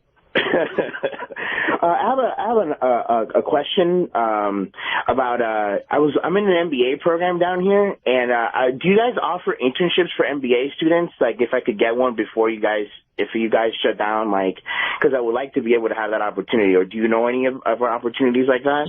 Anybody can do an internship as long as you can get college credit. So the problem for you is going to be how you're going to let the people in the MBA program say you can get 3 credits. You have to get credit to be an intern because it's illegal to work for free. But John Hine has a very important announcement for you, my friend. Yeah, Will, what are you listening to the show on? Me? Oh, I listen online. I listen to it on the Sirius online thing. So. Well, guess what, Will? What? We're going to award you with the Sonos S5. Wow. All right. That's awesome. Will, you won! Brought to you by the award-winning Sonos multi-room music system. You can learn more at www.sonos.com/100. That's SONOS.com/100. Will, congratulations, man. Whoa. Thank you guys very much. All right. Okay. Hey, I'm just curious. Hey, Will, did you move here from Cuba? Well, my parents did. I was born in America, but we lived overseas for a bit because my parents had a job overseas. And I wanted to say something else. Like, when I moved to America, another thing I would listen to, because I guess eventually the roll call spread. I moved to America around 1997, and in Miami, they had a roll call, and it was very popular. Did they still call with Ed, Lisa, and Dre, and was Shonda the caller? Well, no, they had it. It was another DJ in Miami that had it. I guess it wasn't copyrighted because everyone started doing it. Because in Miami, it was an extremely popular thing on the phone, on the radio. So. Okay, well, we'll enjoy New Orleans, enjoy your S5, and you can hear the roll call on, I guess, a lot of stations here at Sirius XM. Thank you for calling in. Thank you very much, All right, guys. stay on. I'm going to put you on hold. Steve will take your info. So there's another roll call proponent. I guess it's spreading like wildfire. Miles in Austin, you're on the wrap-up show. Hey, first time, long time. You guys do a great job. Thank you. Thank you, Miles. Wanted to jump in on the question regarding Howard and his belief in your success afterwards. Okay. I think if he were honest, it's a really mean thing to say, but I think if y'all are successful in the entertainment industry without him, it does cheapen his show. And while I'm sure that he wants y'all to not go hungry, if you're a successful producer on another show, people look at that and might take a little bit away from just Howard. And I think over the years he's been pretty clear about it. It's his way. He's done this. He's done that. And it's all about Howard. It always has been. So I don't know if he would actually admit it, and I would challenge him to admit it, because I think he would like to see you guys be successful, but maybe in something else that's not necessarily TV or radio related. Wait, Miles, I want to make sure I understand your argument here. So you're saying, I'll use Gary as the example. So Gary goes on to produce a network daytime talk show, let's say, and it does well, and he does it for a little while and gets accolades. You think that diminishes Howard's success and career that he's built up over the past, 25, 30 years? I think in his insecure world, to him, it will. And maybe not to the listeners, I appreciate everybody on the show. I've only been listening since the mid-'90s, so it's always been about everybody on the show. And I think for him, in his world, I think it matters to him. I'll give you three examples of, the Dan Foreman. He always, speaks highly of him, gives him, has fun that he was part of the show. Right. Who's the guy that does the reality shows? That produces all the reality shows? Oh, Mark Cronin. Mark Cronin. And then there's a guy that writes for sitcoms. Danny Zucker. Yeah. By the way, Modern Family, is today Wednesday? Yes. Modern Family, I think it's on tonight. Danny Zucker, who used to work for us as a writer on that show, a great show. I told him I'd give him a plug. 9 o'clock, Christmas theme episode. Best comedy on, and Danny, I'm not saying this because you're friends with Gary, best new comedy on television right now. But anyway. Right, but whenever their names come up, Howard always is maybe he makes a joke, that was Boy Lee or whatever, but he seems to enjoy their successes. And here's another Modern Family fan who's very happy today. And know what we're talking about? Well, it just came up. No, we're talking about Miles here from Austin says that Howard wouldn't want to see everybody succeed after he retired because it would reflect poorly on him. Like, if everyone else could be a success, that diminishes his success. Do you agree with that, JD? No, I think I would like to think he likes everyone here, and he would want them to succeed. Howard only wants people he hates to not succeed. I think he doesn't want. I think it would be different if you left the show. I think it would be, he would see that as disloyal. Like, if I quit the show tomorrow and said, listen, been 25 great years, I'm going to go just try my own thing, even though I have every right to, and luckily for me, I don't want to, but I think that he wouldn't wish me as much success, but if he's not going to do it anymore, I got to think he wants you to succeed. Let me spin the question a different way. Would Howard wish everyone success if they went on to radio careers? See, I think that changes the game a little bit. It does. Well, certainly, I don't think he would, we wouldn't do it without his blessing, and I don't think we'd do it even with his blessing, but I don't think the show would stay together as a show without Howard. I'm not saying it's the Howard Stern Show starring Artie, Gary, Fred, and Robin. I'm saying you go to do other things. Howard retires.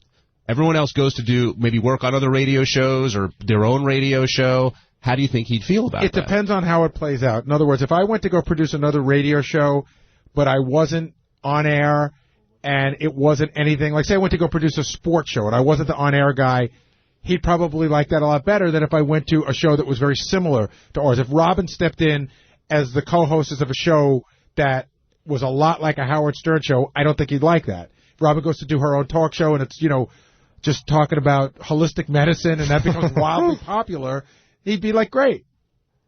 So there you go, Miles. Well, just real quick, you assume that, you use the coach analogy, and you assume that that's what Howard really wants. And most coaches do want their people to grow and go out from under them.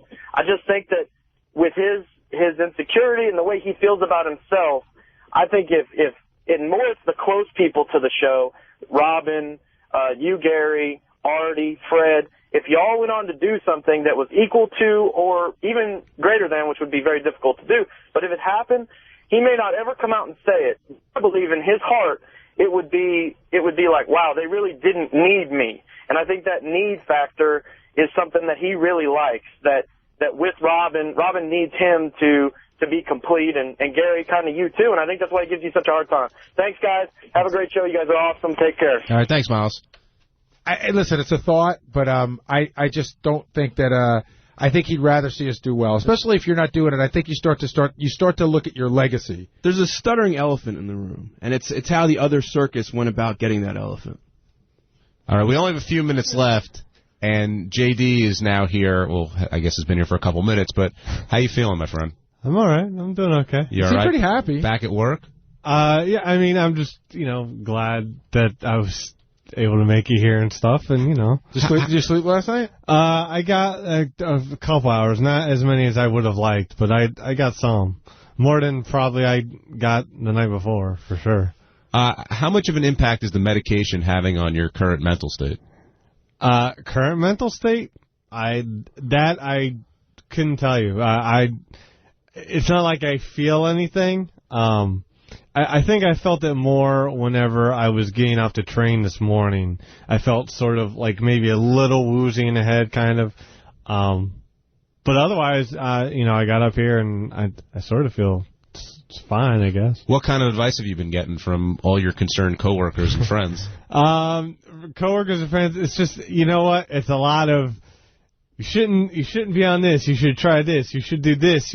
It's a lot of differing, opinions about what drugs I should be using, or even if I should be on any medications, or it's a lot of different opinions. And who gave you the best advice and the worst advice? Who gave me the best advice? Mm-hmm. Right now, because the way I feel and stuff, probably the doctor I saw yesterday. I mean the people here. Oh, the people here? Oh, gosh. Who gave you the Xanax originally? No one around here. No.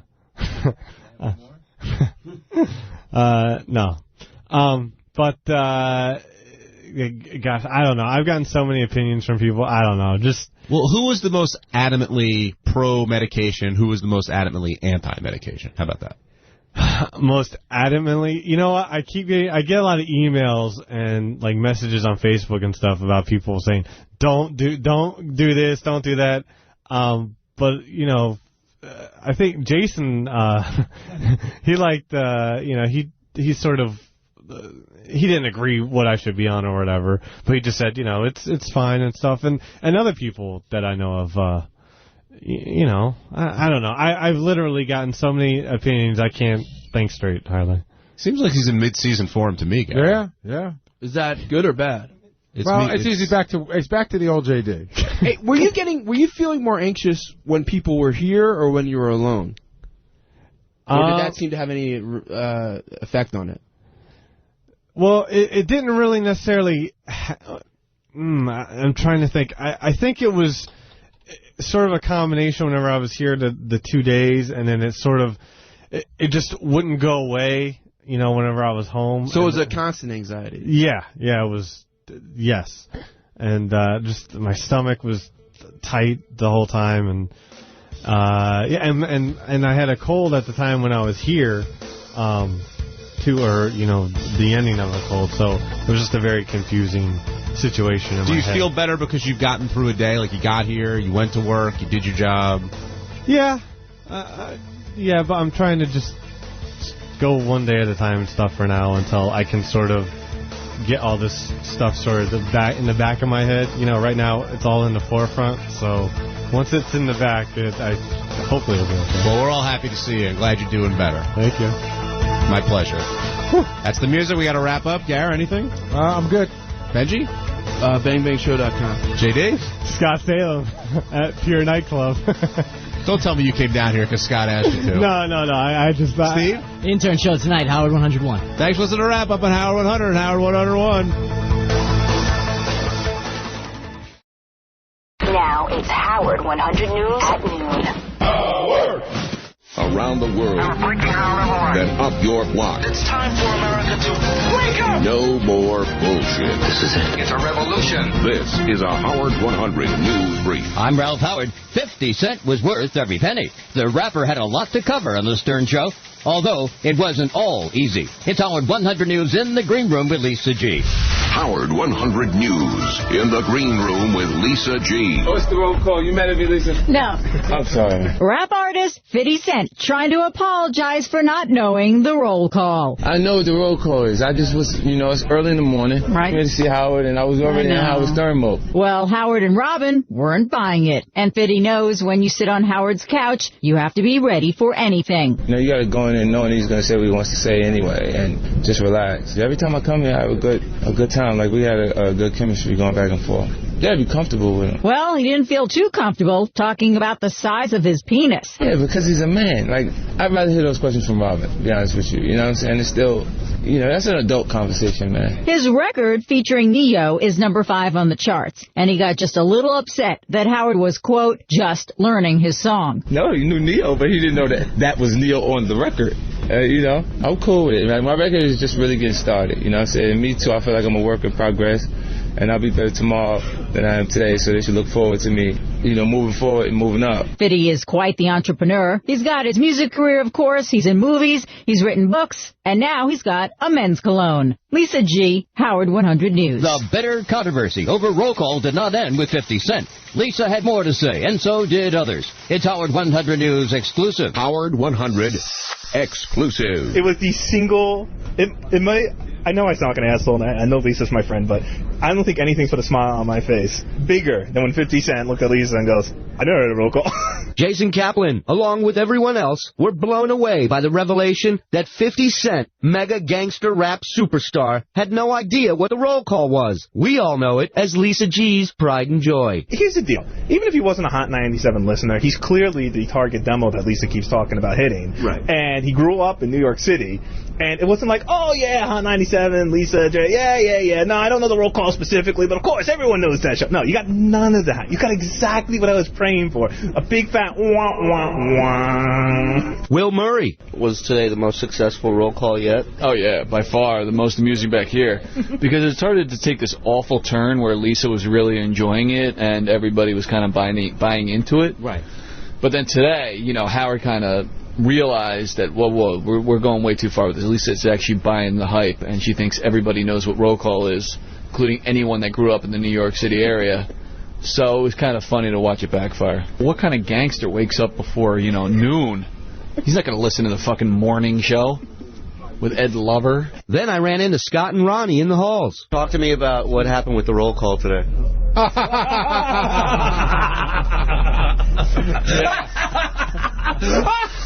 And now it was time to sit down and speak to Lisa G. All right, so I had some time to think about it. And Fiddy didn't come on the scene till about 2002. So by then we were at Power 105. And the roll call is really from 1996, so I'm not sure how much he listened when he was younger, and it proved it that he wasn't listening. Mm-hmm. So he was kind of out of it, and then I said to him, are you a real rapper? So you thought maybe it was a 50 imposter that showed up there? There have been rumors about that. Mm-hmm. No, seriously, there have been that, you're slipping deeper and deeper into this hole of wackiness. I am. Shuli Egar, Howard 100 News. The semester is ending. The Stern Show interns have a lot to say on the Intern Show. That's live at 7 Eastern and Howard 101. Howard 100 News. The news team you can trust to call bullshit. Robin was the subject of one of the scores of great stories from the history of Howard Stern, Act 3. This one comes from October 1991. Yes, Robin will be on Dial-A-Day today. That is who I'm offering up. Robin. Let's remember what the advantages are to dating Robin. What are they? Okay, I'll go through them. A, giant breasts that have been fixed to the perfection. They're not only full, but they're firm. And You're attracting the wrong crowd already. I know. But come on, hey, you've got to sell some of your physical attributes as well. She has reduced her size. She has nutricized to the point where she wears clingy, stretchy clothes. She enjoys a good spanking. Oh, well, wait a minute. Hey, wait a second. You got turned on by it. Hey, did I mention her breasts? I mentioned that already, right? Yeah. Yes, you did. Okay. A salary that would put most of you guys to shame. I'm looking for an equivalent. I see. Not somebody who well, who are you going to find? Off me. I mean, this woman makes money. She's got more apartments than Donald Trump. She enjoys bathing. Smells like that friggin' potpourri in her panties. I'm selling you, Robin. I know it's a little embarrassing. But I got to sell you in the proper light. Oh, boy. Attract the right kind of man. Upscale. This is the first. I mean, how long have we been on the air in New York? 8 years? 9 years? Something like that. I've never heard you agree to a dial-a date, ever. You said, absolutely not. I'm not dating anyone in the audience. The date did not work out for Robin, but it was another great moment from the history of Howard Stern Act 3. The premieres December 21st. Bubba talks with Brandy Jackson. Bubba the Love Sponge at 3 p.m. Eastern on Howard 101. Coach Andy Reid extends for 3 years with the Philadelphia Eagles. Scott Farrell has that and a lot more football. John Hansen updates fantasy football. Scott Farrell's live from 8 until midnight Eastern on Howard 101. Now today's poll question from Howard 100 News. What was your favorite segment of today's Stern Show? Your choices are A, 50 Cent, B, Will the Farter forgets his trumpet, C, making fun of Jackie, or D, JD returns and on Xanax. To vote, go to the Howard Stern page at Sirius.com. When a taint is licked. When Artie attacks. Artie, no, Artie. When an angry midget makes an appearance for 0.0 people. Admit defeat. Hey, Howard 100 News is there. For traffic and weather on demand, go to Sirius 148 to 158. XM Traffic and Weather on Demand on channels 210 to 222. For Detroit, updates on the Chrysler, the Lodge, and the Davison on Sirius 155 and XM 216. Another Howard 100 News Brief at the top of the hour, or as close as we can get. Howard 100.